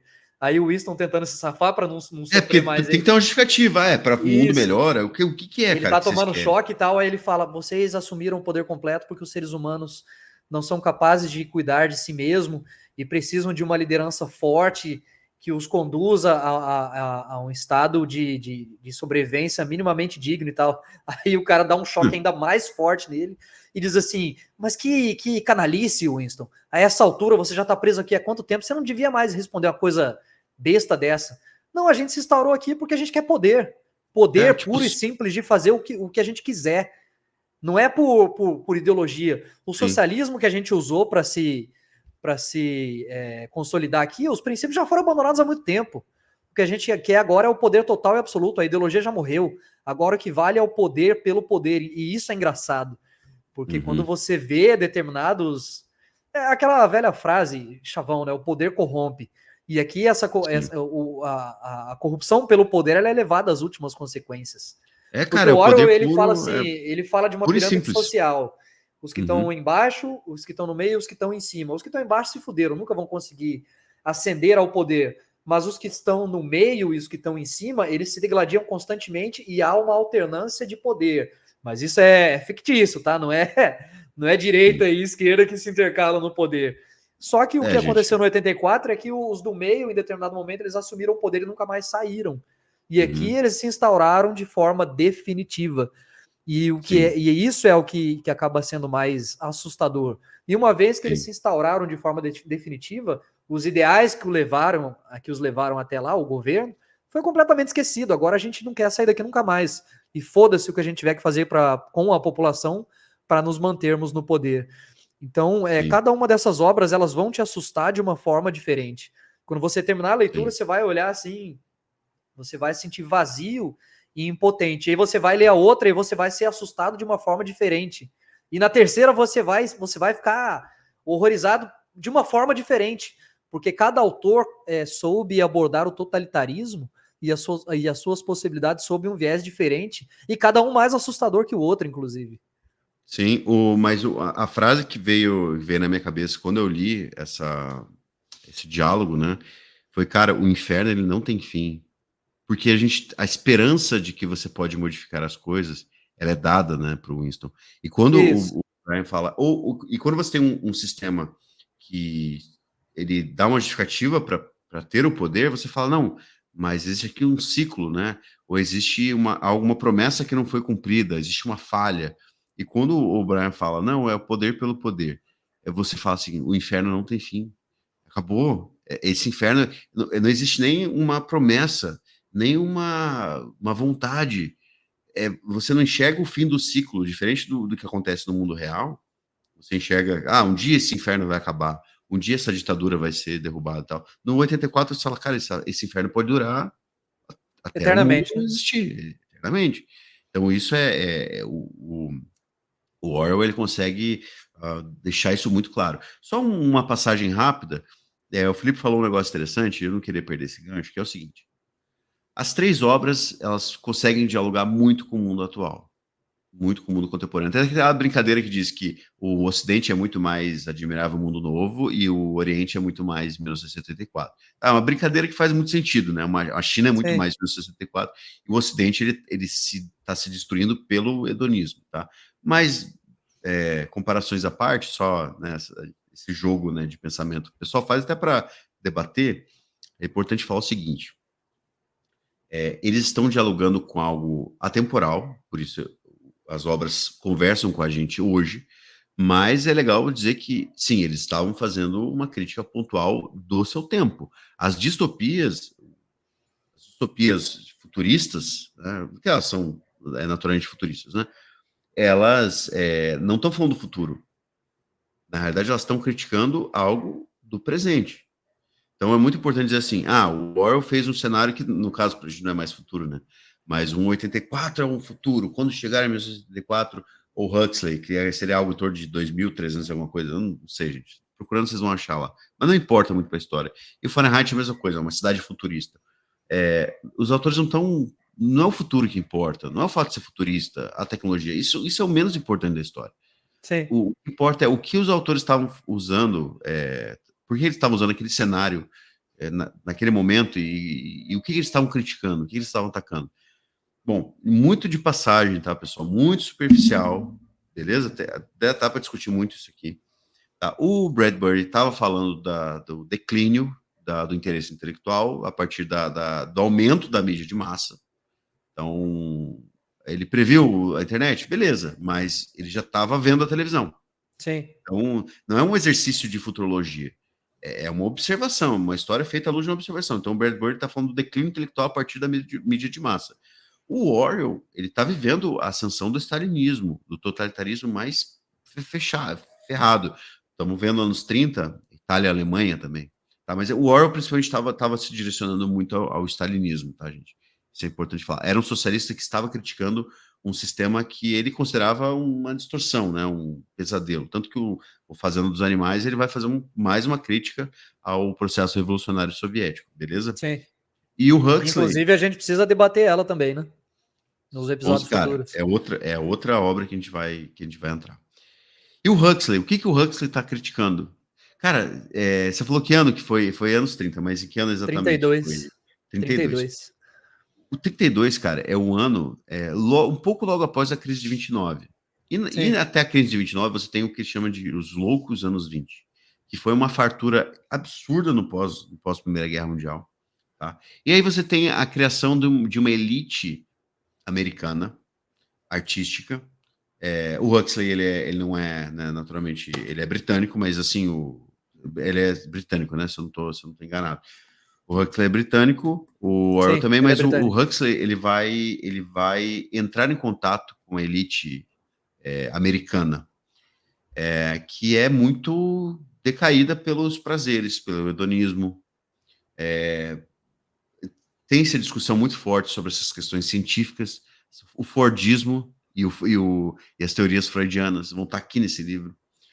Tanto que ele fala, em vez de Oh My Lord, é Oh My Ford, ou Oh My Deus foi Freud, né? Tem essa substituído por Deus foi Ford ali, substituído né? por Ford ou por Freud, tá? E o Huxley, apesar dele não ser né, americano, ele entrou em contato e ficou horrorizado, cara, com com que é a sociedade de consumo material e industrial, sem a crítica. O Huxley não era socialista, nada do tipo, mas ele é horrorizado com essa coisa material e hedonista vazia de uma elite totalmente corrompida de artistas, aquela elite que vocês conhecem, né? Os artistas que transam com todo mundo, que usam droga pra caramba, que se entorpecem do jeito que dá. Então, assim, não é só isso que o Huxley estava falando, mas o Huxley ele conheceu muito, muito esse mundo, ele observou muito esse mundo. Ele é parente de muitas pessoas que estavam envolvidas com essa elite das grandes famílias e tal. Então ele conhece esse mundinho, ele conheceu os bastidores desse mundinho. Mas ele era meio ovelha negra, então ele pôde fazer essa observação e passar essa impressão a partir de uma história fictícia. Repito, o que eu falei foi extremamente superficial, não é só isso que as obras estão tratando, as obras vão falar de temas imortais. Aqui você vai ter a união de duas coisas que o Huxley se importava muito, que era que ele valorizava muito, que é primeiro Shakespeare, que ele era um apaixonado por Shakespeare, e o segundo era o retorno à cultura clássica, né? O Huxley era um cara esquisitão, ele gostava, e duas coisas que ele valorizava absurdamente, que eram as culturas dos povos selvagens, né? Colocando selvagem de forma errada, mas é aquela sabedoria do índio, do indígena, aquela coisa, né? Dos locais mais distantes, aquela sabedoria mais. Primitiva não é a palavra correta, tá, gente? Dos povos mais isolados, né? Aquela coisa xamânica e tal. E você tem também, ao mesmo tempo, um cara que ama a cultura clássica, né? E despreza esse mundo que está abandonando essas coisas à custa de prazeres, né? Essa elite, né? Então, tanto que as caças não é à toa que ele está definido por caça, ele tá fazendo os alfa, né? Quem que são os alfa? Quem que é essa Sim. galera que, apesar de estar no topo da pirâmide, é totalmente decadente? Não, Então, ele faz muito, porque quando você lê o livro, você tende a pensar que os alfas são felizes, né? Quando você enxerga o livro dentro do tabuleiro. Mas quando você enxerga o tabuleiro de fora, na figura do Mustafa Mond, que é um controlador daquele mundo, né? É o chefe daquele, sei lá, um continente, daquele país ali, do Admirável Mundo Novo, ele diz, não, cara, mesmo os alfas eles são escravos da sua própria condição, né? Porque sim, você vê as caças mais baixas e fala, caralho, mas esses caras são os fudidos. Não, mas os alfas também são. Eles só não tiveram consciência disso ainda. Eles são tão escravos da sua condição genética e intelectual quanto os demais, embora eles sejam mais desenvolvidos sim, sim. fisicamente e tal. Inclusive, ele mostra um experimento em que eles tentaram criar uma sociedade só de alfa e todos eles se mataram. Sim, justamente, justamente. Então, você tem dois autores britânicos e um autor americano, certo? E notem que por que o inglês ele vai. Olha só que engraçado. A gente falou de dois autores britânicos e um americano, mas Estopias, pessoal, você tem autores de diversos países, tá? Você não tem concentrado só nessas nações, beleza? Por isso que eu não precisava ter falado, mas só para entrar nesse gancho, tá? A gente está falando dessas três obras, mas você vai ter manifestações e leituras distópicas dentro da Alemanha, tu vai ter isso na Rússia, Na tá? União Ah, Soviética. nós vamos falar, inclusive, depois, né? Sim. De uma outra obra, Menção né? honrosa. Uma menção honrosa, beleza? Então, é isso. Tá? Vamos lá. A gente vai começar, a gente vai falar vamos pegar gancho com a história, vamos falar mais da história, à luz dos temas que a gente for trazer aqui, beleza? Eu queria trazer um tema rápido que a gente já acabou, a gente já começou a discutir, que é o ponto de contato, né, o inferno dessas três obras. Qual que é o gerador de inferno dessas três obras? Beleza? Eu só estou pegando aqui as anotações, pessoal, porque é muita coisa. Sim. Mas o tema principal que eu queria trazer aqui é o inferno materialista, como ponto de contato entre essas três obras. Por que eu falei que a gente já começou a falar sobre isso aqui? Porque, porque o Felipe já falou qual que é a força, o que o Estado usa como ferramenta de controle. Você tem o prazer, o hedonismo, você tem a ignorância e você tem, né, O o medo. controle total, o medo, né, o controle total. Agora, o tema que eu quero levantar é como é que a gente resumiria essas três coisas? O que essas três coisas têm em comum? E eu chamei carinhosamente de inferno materialista, porque vocês podem notar que as três obras elas tratam de excesso de algo. E esse excesso de algo que traz o drama, que traz o inferno. No caso do Admirável Mundo Novo, é o excesso do prazer, ele vem pelo excesso de comida, de droga, de sexo, que são coisas materialistas. Você tem no 84 o excesso do controle. E o controle só é Sim. exercido a partir de ferramentas tecnológicas. Tanto que na história, hoje um país como os Estados Unidos consegue controlar muito mais, ou a China, enfim, qualquer país do mundo, tá, pessoal? Consegue controlar muito mais o seu cidadão do que um rei absolutista. Conseguia controlar o Uhum. cara na vila, distante, no meio do país. Então, assim, controle comando e controle de um regime sobre a sua população depende de meios de comunicação e controle. Então, não é à toa que o inferno totalitário ele foi possível quando os meios de comunicação, as tecnologias de comunicação, elas evoluíram. Você não tem como criar um regime totalitário em 1500. Sim, Percebam que o totalitarismo ele depende muito de ferramentas tecnológicas de controle. E não é diferente de 84.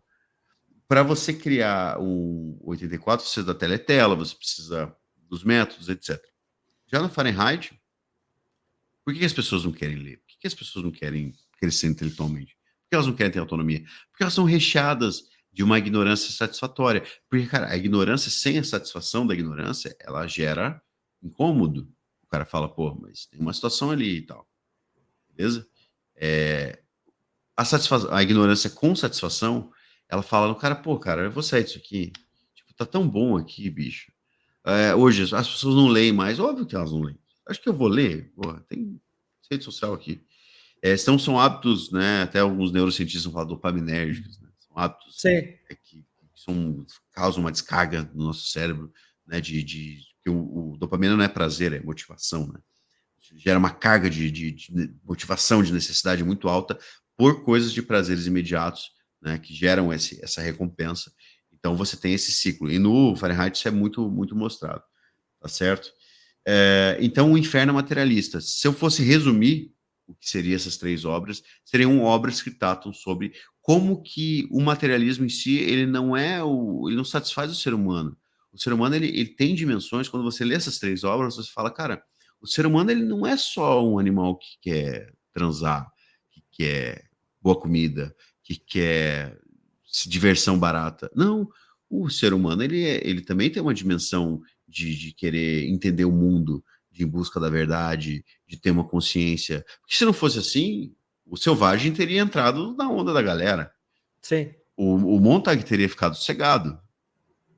Né? E o Winston também, né? O Winston teria ficado. O Winston ele se ferrou porque ele ficou, cara, mas tem um negócio aqui. O que tá acontecendo? Tipo, ele começa a ficar curioso com a sua, né, com a sua necessidade intelectual de conhecer, de se questionar, etc. Tá? Tanto que ele arrisca a própria vida. E o Sim, amor, né, cara? A união entre ele e a Júlia é o núcleo político mais básico que o Estado quer destruir a todo custo, porque ele ultrapassa esse controle materialista. O ato de o amor entre a Júlia e o Smith é um ato de rebeldia, porque ali você sim, se desassocia do Estado, você cria uma identidade íntima que está desassociado daquele Estado que controla. Então, é a mesma coisa do selvagem falando, né? O amor entre a Julie e o Smith é a necessidade do selvagem de sentir tristeza, de sentir dor, porque ele quer ter consciência. Ele quer manter a sua capacidade de ver o mundo de verdade, né? Os seus problemas. Tanto que os outros dois personagens, sempre esqueço o nome deles, né? Sei que o é Bernard Marx, Marx né? e o Bernard Helmholtz Marx. Watson. Isso. O Watson, ele fala, cara, o que que eu tô fazendo? O que que é isso aqui que eu tô Sim. escrevendo? É, porque Tipo, ele quer ser escritor pra de quê? verdade, ele não quer Ele quer escrever ser escritor. as frases de Não- condicionamento, né? Ele é um publicitário, na verdade, se fosse resumir, ele escreve Isso. publicidade, cara. Então, assim, tipo, não, o que que eu quero escrever coisas de verdade. E você Só sabe o que eu que, acho mais engraçado? Aí já falando de hum, personagem, porque no final do Admirável Mundo Novo, como eles são rebeldes, eles não são mortos, né? Eles são sim, exilados em ilhas onde ficam as pessoas que não se adequam à sociedade do Admirável Mundo Novo, né? E aí o comandante daquela nação, ele deixa os personagens, com exceção do Selvagem, né, ele deixa os outros dois rebeldes escolherem. E aí o Watson fala, cara, eu quero ir para um lugar frio, chuvoso e afastado, um negócio tenebroso, porque eu não quero que nada me distraia do processo criativo de escrever algo que seja genuinamente real. uhum, Eu não quero distrações, sim, porque ele vivia num lugar em que tudo era distração, a distração do sexo, a distração do prazer, as drogas disponíveis o tempo inteiro para que o cara não entre num estado de consciência reflexivo, para que ele não passe a se questionar a respeito da sua própria humanidade. Então ele quer ir para um lugar onde ele possa viver a humanidade na plenitude, né? E produzir uma obra. sim. É verdade. Cara, é muito interessante isso aí. E a única baixa dramática da obra é do próprio Selvagem. É do próprio Selvagem, Ele se justamente. desespera. Ninguém mata ele. Ele mesmo se enforca. Sim, Ele não aguenta mais aquilo, aquela loucura. E importante dizer, a reserva de onde veio o Selvagem, ela existe porque o Estado permite. Ou seja, sim, até o mundo livre, desassociado daquela maluquice, é um mundo que está dentro, uma criatura daquele mundo maluco. Então, o mesmo mundo selvagem é um cercadinho daquele mundo isso. É, enlouquecido que é ele, quase que um ele tanto zoológico que as desprezou. pessoas vão lá para O admirar, né? zoológico, É um justamente, é zoológico. um zoológico. É isso aí. Cara, é muito. Os personagens. A gente não vai entrar em detalhe porque não é o objeto do episódio, mas a evolução dos personagens na sua ânsia por sair daquele materialismo e se jogar no mundo, cara, nas 3 obras é sensacional. Porque não é uma coisa muito. Não é besta. Existe realmente um processo do cara olhar e falar assim, cara, tem coisa errada aqui. Pô, Sim, então é uma coisa muito gradual e você consegue verificar fazer paralelos com coisas do mundo real, né, pequenas revoltas que a gente tem contra esses processos que a gente vê no mundo contemporâneo, tá? Então, assim, para fechar, o Felipe vai passar o tema dele agora, tentem fazer essa leitura. Por que essas 3 obras, onde que elas são comuns, né? O que elas trazem em comum, né, das 3? E por que a gente se incomoda tanto com elas? Por que a gente não quer viver nesse mundo? E os elementos que fazem a gente não querer viver nesse mundo, quais desses elementos estão presentes no nosso mundo? E isso ajuda a gente a verificar o que a gente tem que combater, e mais do que isso, ninguém vai conseguir combater o mundo, mas combater no sentido de não comprar a ideia. sim. Então, o último recado que eu dou para vocês não gostou que a galera fica na tela da família? Não fique na tela com a sua família imaginária que você tem na sua mão. Então, esse é o recado. Não compre o jogo que está sendo denunciado nessas obras. Certo? E aí, Felipe, o que temos aí? Cara, aí a gente já traz um paralelo entre autor e obra, porque da mesma forma como os personagens de cada obra, né, o Guy Montag no Fahrenheit, o Winston Smith no 84, e o Selvagem, e o Bernard Marx e o Watson no Admirável Mundo Novo, eles enxergam aquela sociedade vivendo entorpecida, cada um a seus motivos. E quando você traça um paralelo, os autores no mundo nosso real, eles são pessoas que viram um sistema político ou social que estava ganhando cada vez mais relevância e poder e se sentiram incomodados da mesma forma que seus respectivos personagens. Então, quando o Orwell ele enxerga o totalitarismo soviético, a ascensão do stalinismo e como aquele sistema de governo oprimia a população e torturava os rebeldes nos campos de trabalhos forçados e tal. O professor Bradbury, quando ele viu a ascensão televisiva, e o Orwell, quando fez uma leitura da sua sociedade, e cada um desses autores escreveu as suas obras, e isso, todas elas compreendem um aviso daquilo que poderá acontecer com o nosso mundo, caso a própria população permita. E porque eu acho que é isso que torna essas obras atemporais, porque elas são muito proféticas em Uhum. seus conteúdos. Cara, se a gente continuar vivendo dessa forma, e se a gente permitir a ascensão de governos, sejam eles de centro, direita ou esquerda, se a gente perceber se a gente olhar e permitir que os meios tecnológicos nos tornem escravos, que eles sejam nossos senhores e não ferramentas nossas, é isso que vai acontecer com a sociedade, é isso que vai acontecer com o ser humano. E eu acho que é isso que torna a mensagem dessas obras tão gritantes. Porque você pode observar ao seu redor, terminando a leitura, você vai olhar e vai perceber, cara, muito do que o Bradbury escreveu já aconteceu, já está acontecendo. Muitos dos conceitos que o Huxley criou ou descreveu aqui, isso já existe na nossa sociedade. E o partido do grande irmão, ele já existe na sociedade que a gente vive, Uhum. independente da sua inclinação política. E quando você faz essa leitura e você abre os olhos para esse tipo de percepção, torna cada uma dessas obras ainda mais perturbadoras, ou seja, elas saem do campo da ficção e vêm para o campo da realidade. E é isso que vai deixar o leitor extremamente perturbado. E aí entra a parte pior, porque ainda que você se sinta perturbado, você se vê impotente frente a um poder maior. Eu acho que isso é mais latente no 84. Uhum. Face Sim. o partido do Impotência. grande irmão, Uhum. ele já tomou conta da sociedade de uma forma tão pesada. O governo ele já te enxerga o tempo inteiro, o governo já muda o idioma da população, o governo já mexe com o pensamento da população de uma forma tão intrincada que parece impossível de fugir. E, inclusive, o governo cria a sua própria resistência para identificar os rebeldes e puni-los. Então, a sensação de impotência que você desfruta ao terminar a leitura de cada uma dessas obras é uma parada muito intensa. Você fica perto. Cara, eu terminei o 84 e eu fiquei dias sem dormir direito, porque você olha e fala, cara, isso aqui Sim. já está acontecendo. Claro que demoraria mais algumas décadas para que Sim, sim, chegasse a esse sim. ponto, mas em determinada escala Com a isso sua já devida acontece. proporção, né, cara? Com a sua devida proporção, isso já acontece. Um Ministério da Verdade que propaga mentiras, que mexe com o Uhum. pensamento coletivo, que desinforma, isso já existe. E isso já existe aqui no Brasil, na direita e na esquerda. Não estou tomando partidos, estou apontando excessos das suas ideologias. Então, eu acho que o que o livro também convida é muito a autocrítica, cara.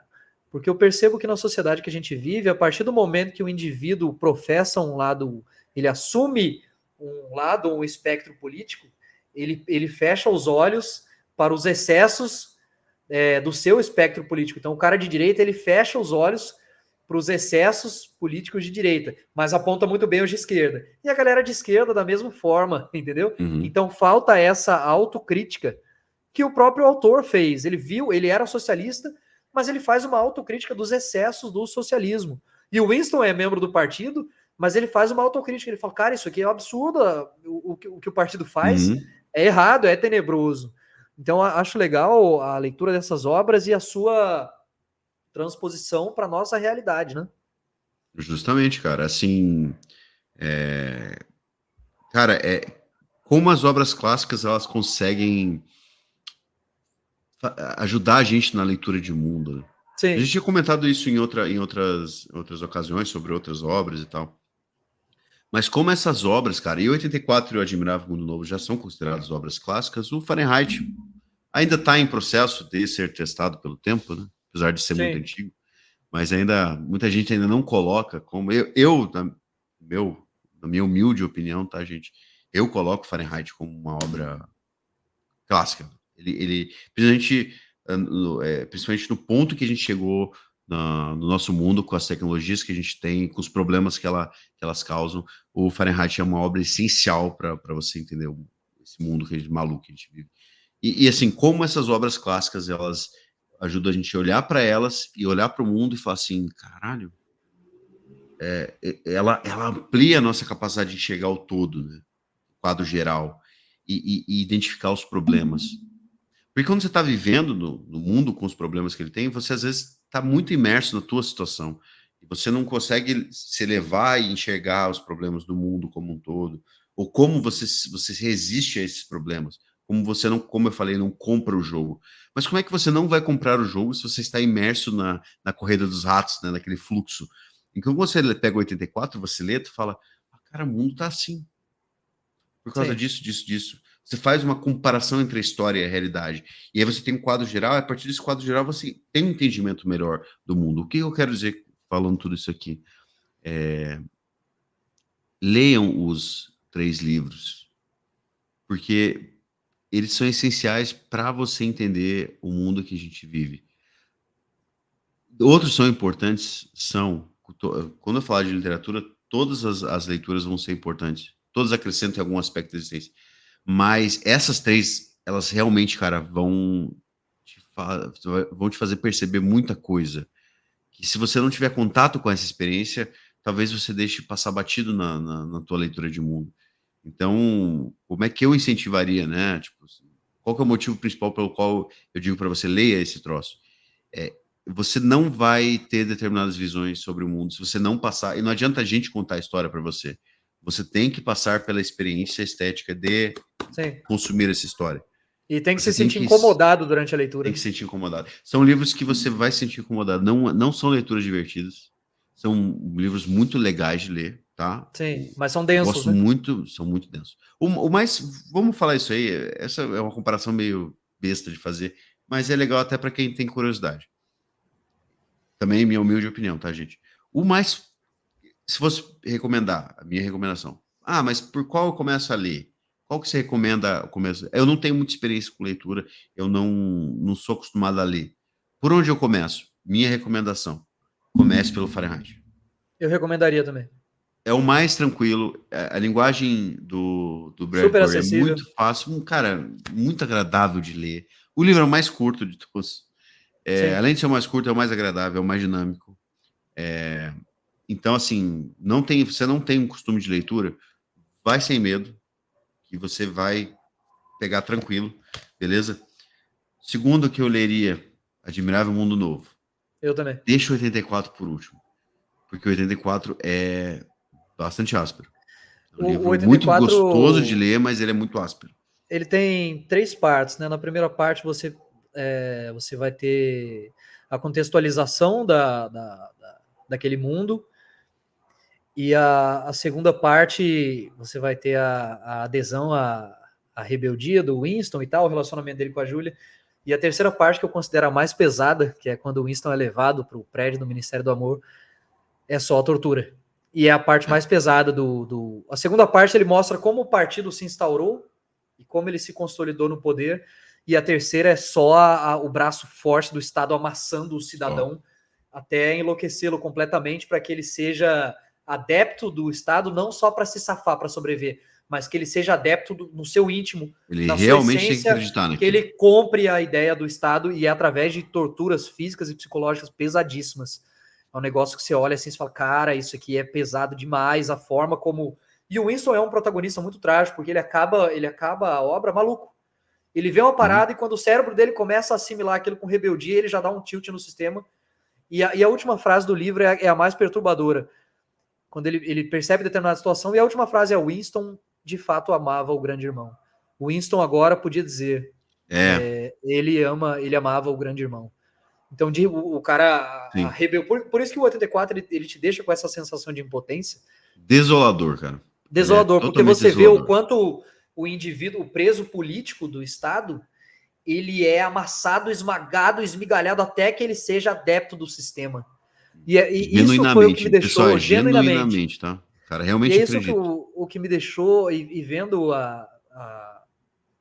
a realidade política que a gente vive agora a nível Brasil nos últimos tempos, 2018 para cá e se intensificou em 22, o quanto o preso político o criminoso político é mais fodido do que o criminoso comum. A Isso é. perseguição política do Estado aos inimigos do regime é muito pesada. Então Gente, é eu vou hora de trazer vocês de entenderem novo. isso, tá? No mundo todo é isso aí, depende do regime. O preso político. É que no Brasil a gente não tá acostumado com esse conceito. Preso político, irmão, é só paulada em todo lugar. Eu tô dizendo isso Tem piedade, aí não. porque a É. gente tá vendo agora o julgamento da galera do 8 de janeiro, cara. E aí entra a Uhum. parada, porque as penas dadas aos presos do 8 de janeiro estão sendo mais pesadas do que criminosos que praticam furto, roubo, homicídio, assassinato, latrocínio e Sim. etc. Então, perceba o que o 84 fala: o preso político ele vai se fuder mais porque ele é inimigo do Estado. E o cara que cometeu crimes contra a sociedade a gente julga em outra instância e a legislação é outra. Mas Sim. o cara que levantou o dedo Uhum. contra o Estado, esse vai se fuder. E isso a gente vê acontecendo Cara, aqui a nível Brasil. independente, cara, como eu falo, tenho uma visão conservadora, mas eu olhei com muito mau olho pro 8 de janeiro. Então, gente, o que eu vou falar aqui é um cara que, quando viu o fato, falou, cara, porra, galera, tipo, né? Sim. Isso não tem nada, não tem como dar certo isso aí. Não. O que o Felipe tá falando porra, cara, quando a gente viu o julgamento, a gente falou, caralho. Ali é a mão pesada do Estado batendo Independente mesmo. de você concordar ou não com o 8 de janeiro, eu, por exemplo, não fui adepto da Sim. ideia, muito pelo contrário, mas as penas eu falei assim, caralho, gente, sério? E me lembrou Perseguição muito o política, pô. 84. É. Sim. Não, tem que dar cadeia? Beleza, dá cadeia pros caras.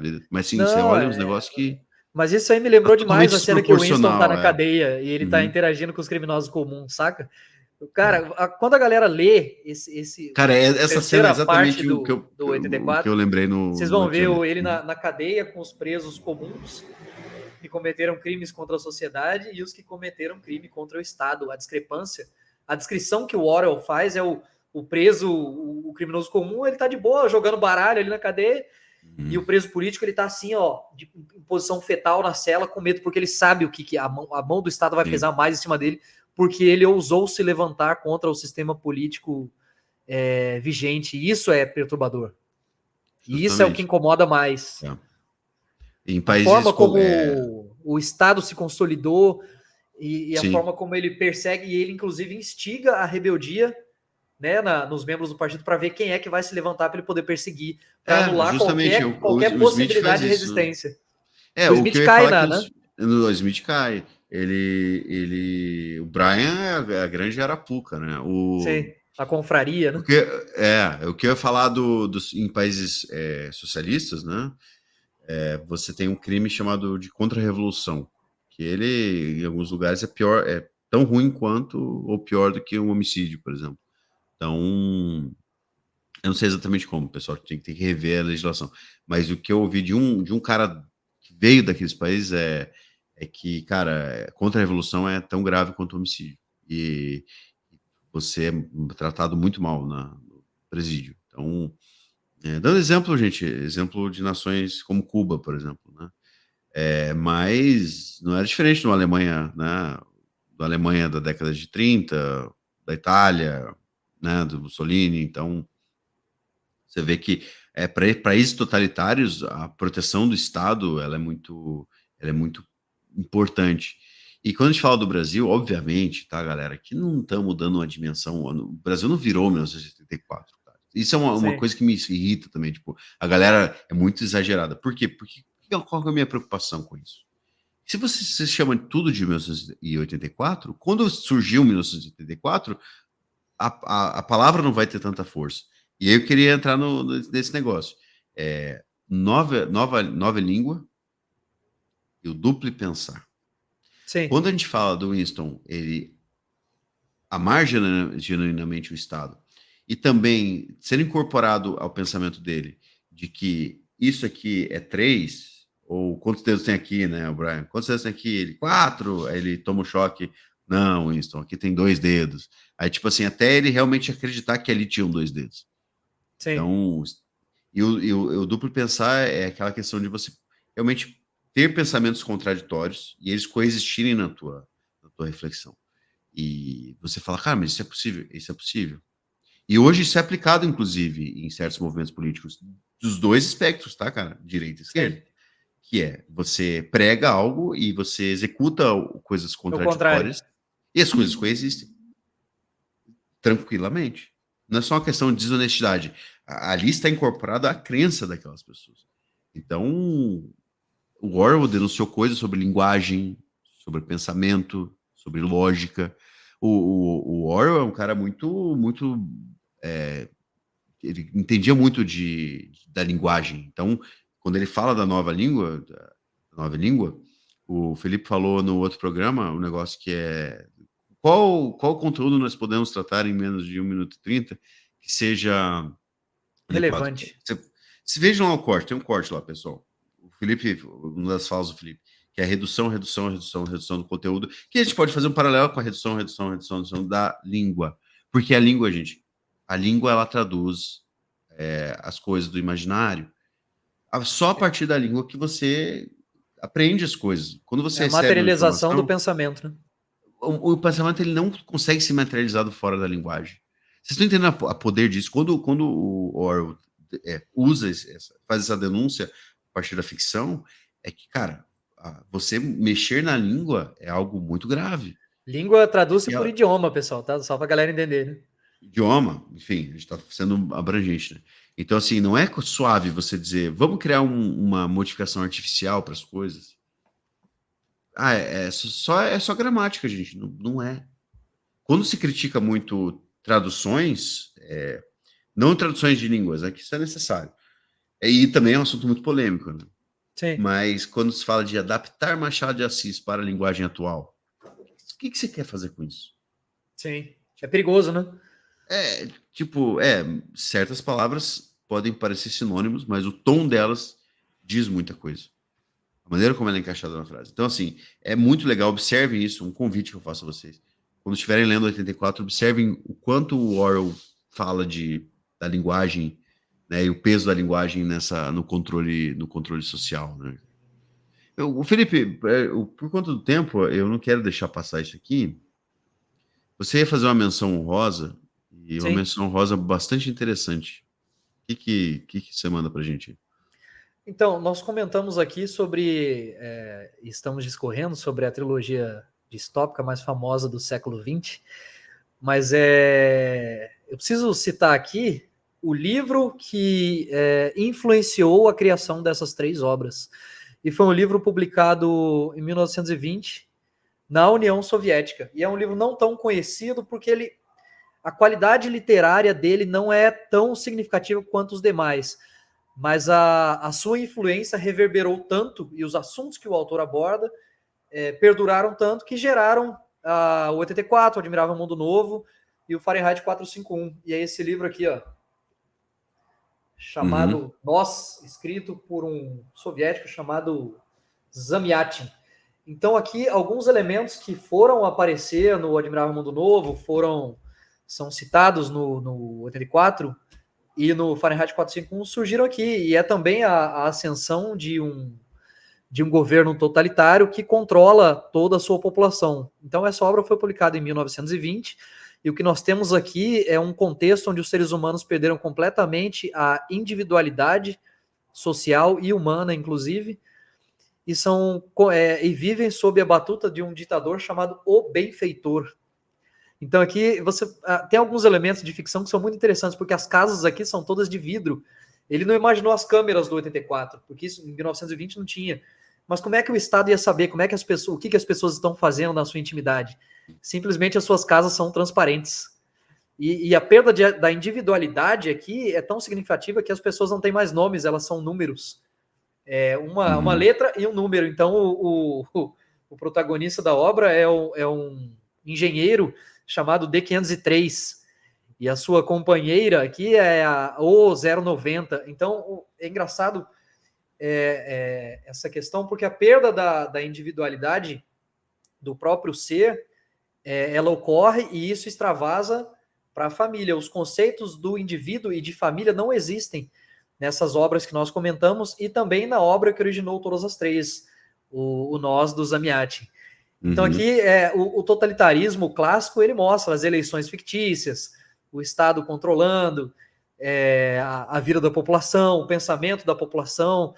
E o que o autor faz aqui é muito interessante, embora eu não julgue a sua escrita a mais atrativa, mas é interessante conhecer a obra para você entender o contexto, as pessoas, o Estado ele controla o emprego das pessoas, a hora de dormir, a hora de acordar, a hora de lazer, inclusive a hora em que as pessoas praticam relação sexual. Aqui, para você ter uma relação sexual com a pessoa, você tem que ir quase que num cartório, você se registra, a outra pessoa vai lá, se registra também e tem um canhoto. Então, o único momento em que você pode fechar as cortinas da sua casa, que é de vidro transparente, é a 1 hora de sexo que você tem direito. E para comprovar que você estava fazendo realmente sexo e não outra coisa, esse canhoto tem que ter preenchido e você tem que entregar ele lá no cartório de volta. Então, é muito engraçado a forma como o Zamyatin enxergava o totalitarismo que ele via na União Soviética.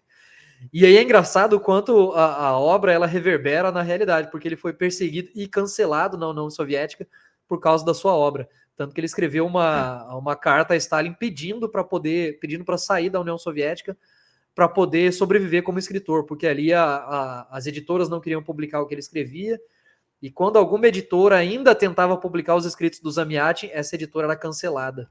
Então é Lembrando que, engraçado. gente, que ia piorar muito ainda, tá? Sim, isso era só o começo, né? Assim, só o começo. E assim, óbvio que ele ia se ferrar, né, cara? A galera, anos 20 ali, muito. É anos 20, né, cara? Isso. Eu gosto muito de história soviética, assim. Então, eu li Solzhenitsyn, a tirania do Stalin é muito interessante você ler até para entender o horror, né, e tal. Mas, cara, anos 20, assim, começou cheio de boa, tudo cheio de boa intenção. Então, escritores como o Zamiatti ainda tinham esperança de conseguir publicar alguma coisa. Mas óbvio que não deu, né, pra ele. E quando o Felipe fala de cancelamento, não é esse cancelamento É de hoje, né? de gordas de cabelo roxo te xingando no Twitter, não é isso. Eu tô falando de tirar tua vida, tirar o teu Sim. sustento. Quase que o pessoal quer fazer Ele, hoje com cancelamento ele não conseguia de empresas, sobreviver né? como Mas escritor, né? não. Então, e depois o papai Stalin ia cancelar de uma maneira mais incisiva também, né, Mais gente? severa, né? O Solzhenitsyn falava bastante disso aí, como é que o Stalin gostava de cancelar as pessoas. Mas vamos. Então fica a recomendação do nós, né? Mas não se preocupem. Ah, se vocês querem, depois, né? Nós vamos seguir para outros assuntos em outros episódios. Mas esse assunto é muito longo. Tinha muita coisa para falar por conta do Não, tempo. cada obra individual gera um episódio É. longo, porque tem Mas muitos insights aqui, né? até o assunto coletivo teria ainda mais coisa para se falar. Então, se você tem interesse, está vendo esse episódio futuramente, ou mesmo agora no lançamento, manda uma mensagem, cara. Diga assim: ó, eu queria ver uma parte 2 sobre discussão de distopia, outras distopias e tal. Manda mensagem que a gente vai trabalhar para fazer outro episódio aí sobre distopias. Mas os das obras específicas, isso aí não tem como escapar. Né? Vamos para o nosso bloco cultural. Livros, filmes, discos. Olha que só. Bom e velho bloco cultural. Livros, discos, programas de verão, séries. E, Felipe, o que nós temos para hoje? Galera, então, dentro da nossa ideia de sugerir material relevante que te leve, que te gere alguma reflexão, que te incomode, que faça com que você saia da caverna da ignorância. E eu acho que essa é a proposta do Café Cultural, é a proposta do Anatomia da Propaganda e também a proposta do Além da Última Página. Eu quero trazer esse material de um autor que nós comentamos e continuaremos a comentar na iniciativa do Café Cultural, do autor Alan Moore. Eu quero trazer esse material clássico aqui, V V de de Vingança, Vingança, grande V de Vingança. brilhantemente escrito por Alan Moore e desenhada por David Lloyd, que é uma distopia em outra mídia, uma distopia nos quadrinhos. Então, o que nós temos aqui é o mesmo contexto das três obras clássicas que nós comentamos aqui. A ascensão de um governo totalitário na Inglaterra, que controla a população com mão de ferro e a mantém oprimida através do medo, da escassez de recursos, da desinformação e de uma mídia vendida, né, de uma mídia completamente aliada ao governo. E dentro desse contexto, e obviamente também existe aqui a perseguição a minorias, campos de concentração, campos de ressocialização e etc. E dentro desse contexto surge um rebelde, um anarquista, que busca, ele faz muito a destruição de símbolos do controle do poder. Então ele explode o prédio do parlamento, ele explode as estruturas físicas que simbolizam o controle do governo. E esse protagonista é o V, e ele usa a máscara de um cara que existiu de verdade, né? Um britânico chamado Guy Fawkes, que queria explodir o parlamento. Então o protagonista da série é um rebelde, o codinome V, que começa a instigar a anarquia nas pessoas para que elas se revoltem contra o governo, o totalitarismo de seu governo. E aqui é engraçado porque, assim como nós mencionamos o 84 e o seu aparato estatal de controle na forma dos ministérios, aqui os órgãos, aliás, os órgãos governamentais que controlam são uma analogia aos 5 sentidos do ser humano. Então, o canal de comunicação oficial do governo é a boca, o aparato de investigação são os ouvidos, e a polícia que mantém a população oprimida ali após o toque de recolher são os dedos. Então, a forma como o Alan Moore cria a sua própria distopia, obviamente inspirada muito em 1984, é genial. E o traço, como a gente gosta muito de comentar a obra na sua plenitude, o traço do David Lloyd é belíssimo. A obra ela foi concebida para ser feita em preto e branco, mas a imposição editorial quis a parte colorida. E toda a parte colorida ela é escura, ela é em tons tons pastéis.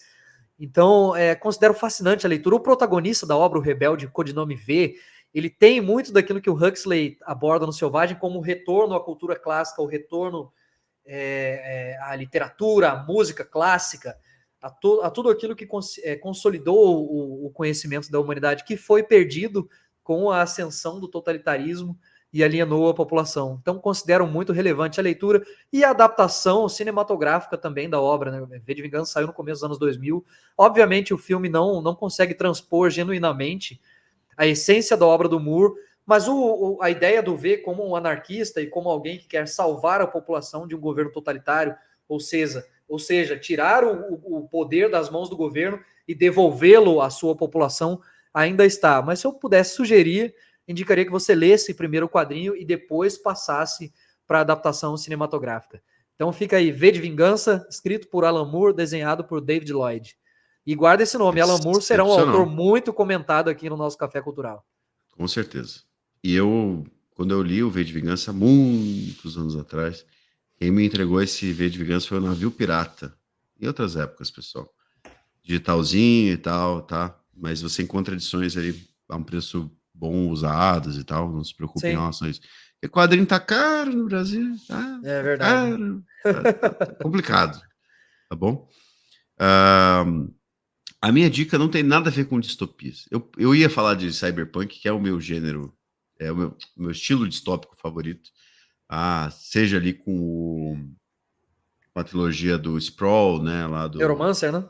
do Neuromancer, seja William o Gibson. GURPS, o William Gibson, seja o cyberpunk de RPG, que eu gostava muito lá do GURPS e tal, e também o jogo, eu não cheguei a jogar o 77, tá, gente?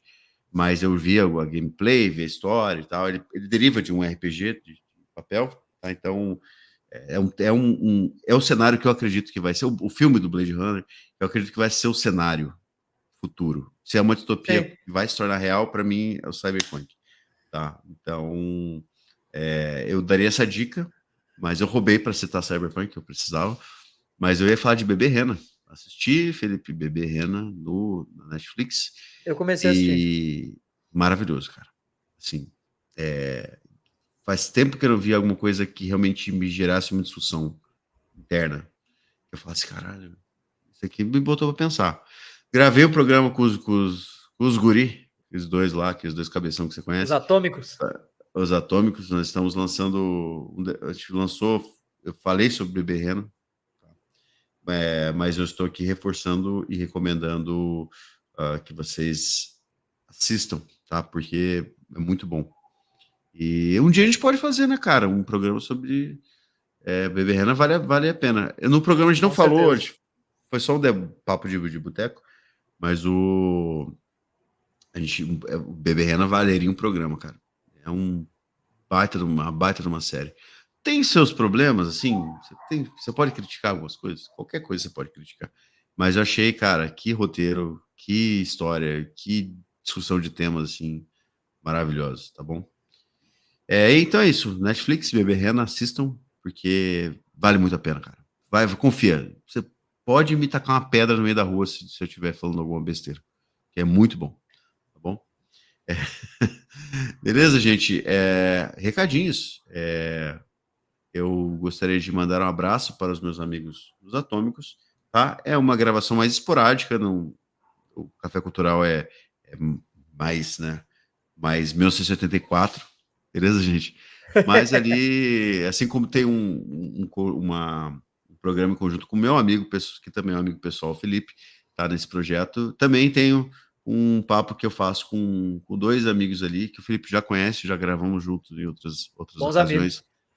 em outras épocas tenebrosas, mas é uma gurizada muito bacana e rolou um papo muito legal, então convido vocês aí a escutarem o episódio dos Atômicos, que vai sair, e também mandar um abraço para aqueles dois que se dispuseram a fazer essa gravação. Beleza? Abraço aí, Marcão e o mestre Ivan pela participação, tá bom? E aí, Felipe? Você é o cara Eu do quero abraço, mandar né? um abraço para um amigo do trabalho, um dos poucos e fiéis e leais amigos, e um grande entusiasta de literatura. Tive longas conversas com ele a respeito de 1984 e sobre o seu protagonista trágico, Winston Smith. Então, nesse sentido, gostaria de mandar um abraço para meu bom amigo Caio Cambalhota, bom amigo do trabalho, E a gente sempre troca esses insights a respeito de literatura. Ele, um entusiasta de literatura clássica, e eu de questões mais contemporâneas. Então, de vez em quando, a gente troca essas indicações. Ele, cara, lê um material clássico que eu leio um material mais contemporâneo teu. E isso aí acaba servindo de um puta de um incentivo a troca de experiências literárias. E acho isso aí muito, muito salutar para o tempo que a gente vive, né? Para fugir da família e das doses cavalares de dopamina da internet, aí. né? Muito bom. E para fechar, eu não temos recados hoje. Para fechar, Felipe, uma última pergunta para você. Felipe, quantos dedos tem aqui? Não, pessoal, é Essa isso. é Muito foda. obrigado. Muito obrigado a você que nos acompanhou. Obrigado por ficar aqui até o final. Fiquem bem. Forte abraço e até mais.